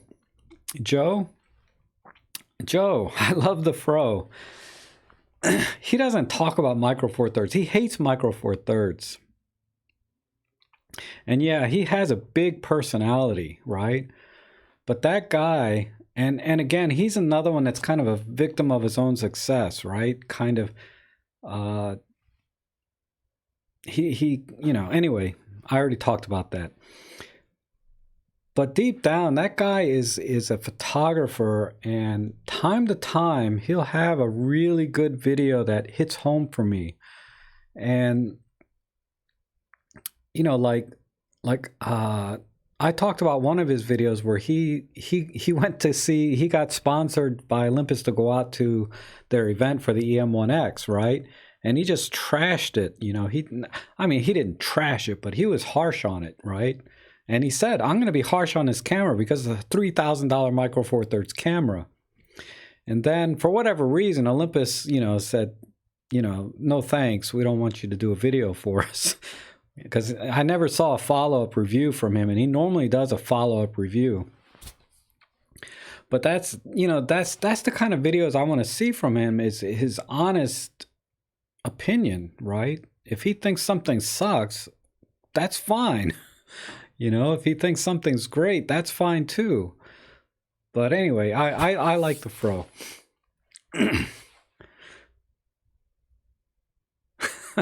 Yeah. They need to be funny every 10 seconds. Yeah, the camera conspiracies guy, I referred, you know, I talked about his channel a couple years back when he was just getting started. Like, he had no subscribers. And now his channel's like 3 times the size of mine.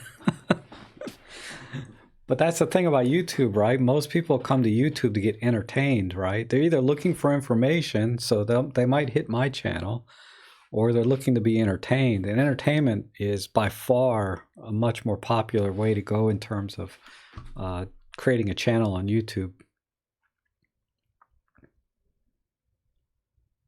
Pro has a bigger bokeh addiction than Tony. Yeah, blow out the background, boomify his images, right? He's always selling his presets and things like that.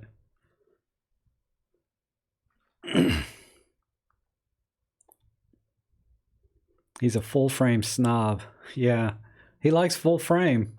No question.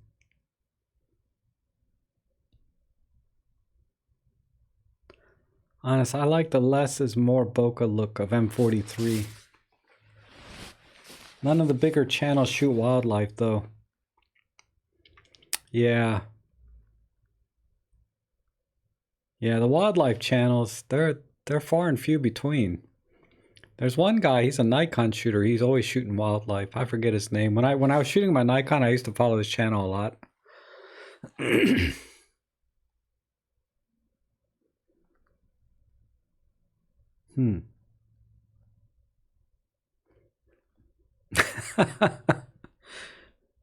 Yeah, Joe. You know, I went out with a viewer on a photo walk, and he just saw my bag of Micro Four Thirds stuff, and he had his Sony A7 something, and he just you know, you could just see his jaw drop, like on the inside, not externally, but he was like, man, look at that, how small your package is. My bag is, I shouldn't say package. I didn't watch Camera Conspiracy's color grading video. I'll have to watch that.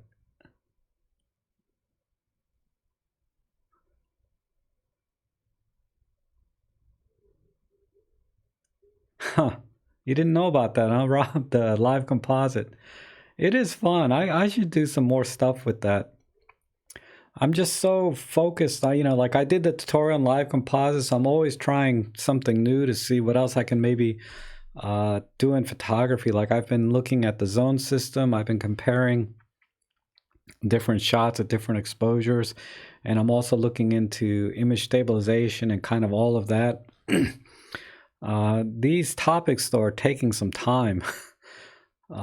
So I haven't been able to produce as many tutorial videos as I want because the topics for me are getting more challenging. And it's so cold. I don't like doing photo walks. But actually, I'm going on a photo walk with a viewer this weekend. I need to email him back. I don't know if he's here or not. But he's flying in from Germany, I think, and he's coming to DC for some reason this week. He's probably here now.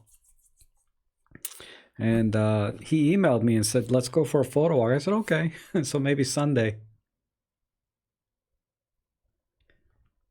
Yeah, live composite's great for things like lightning, because you can just leave the shutter open and the lightning comes, right? It'll show.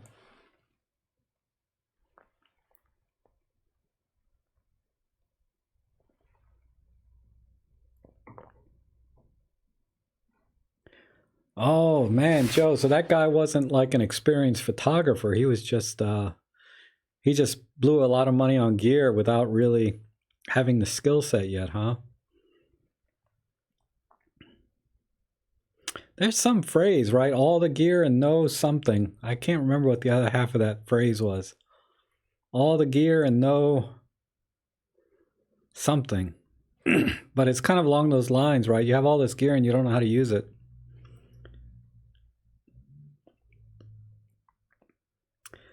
Oh, okay. Well, is there any other questions or anything?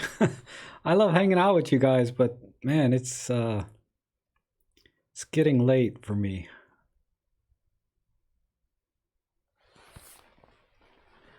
He was retired and rich. Ah, okay. You know, money no object. Why not buy whatever you want?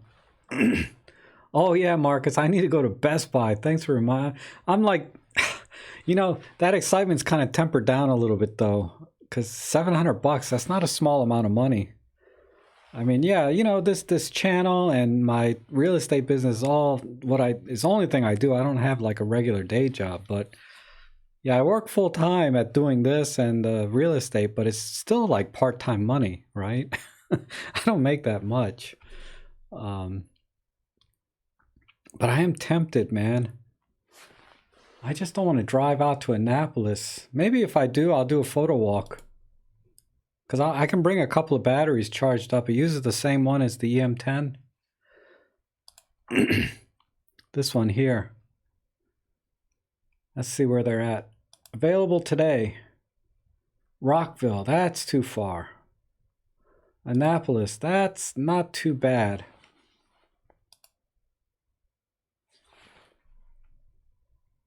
But,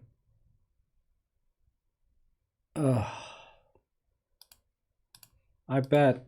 Let me look at the maps here.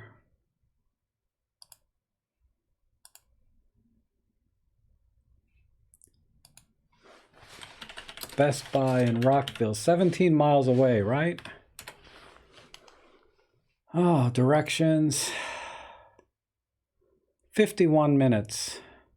Jeez.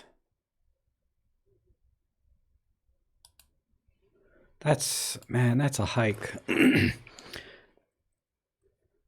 51 minutes to go 17 miles. I don't know if that's worth it. Because when they say 51 minutes, it's really like over an hour. Whenever I use Google Maps. All right, good night, Plato. Yeah, I'm gonna head off soon. Oh, you're in Atlanta, so you're not too far. In Williamsburg. Yeah, it's not worth it. I hate traffic too. Oh my God. Okay. All right, everyone. I think I'll wrap it up here. I might drive to Rockville though. I'm tempted. It's nothing like just having it in your hands. And what else am I going to do for the next couple hours? Watch the impeachment trial? I mean, you know, I can go out and buy a camera. Oh, Steve Perry. That's right, Enrique. Thank you. Steve Perry is definitely, that's right. So, yeah, I'll be back. I'm going to do my Sunday morning live stream. And then actually I'm going to go on a photo walk with another viewer that I was talking about coming in from Germany. So, maybe I'll get some new pictures. I haven't actually gone out to take pictures in a while. I've just been kind of putzing around my house. But, yeah, order for pickup, definitely. And get that text message, right? That it's confirmed. So, all right, everyone. Thanks again for joining in. I'm going to go ahead and end it here. We'll see you guys on Sunday. Yeah, I'll be back. All right. Good night.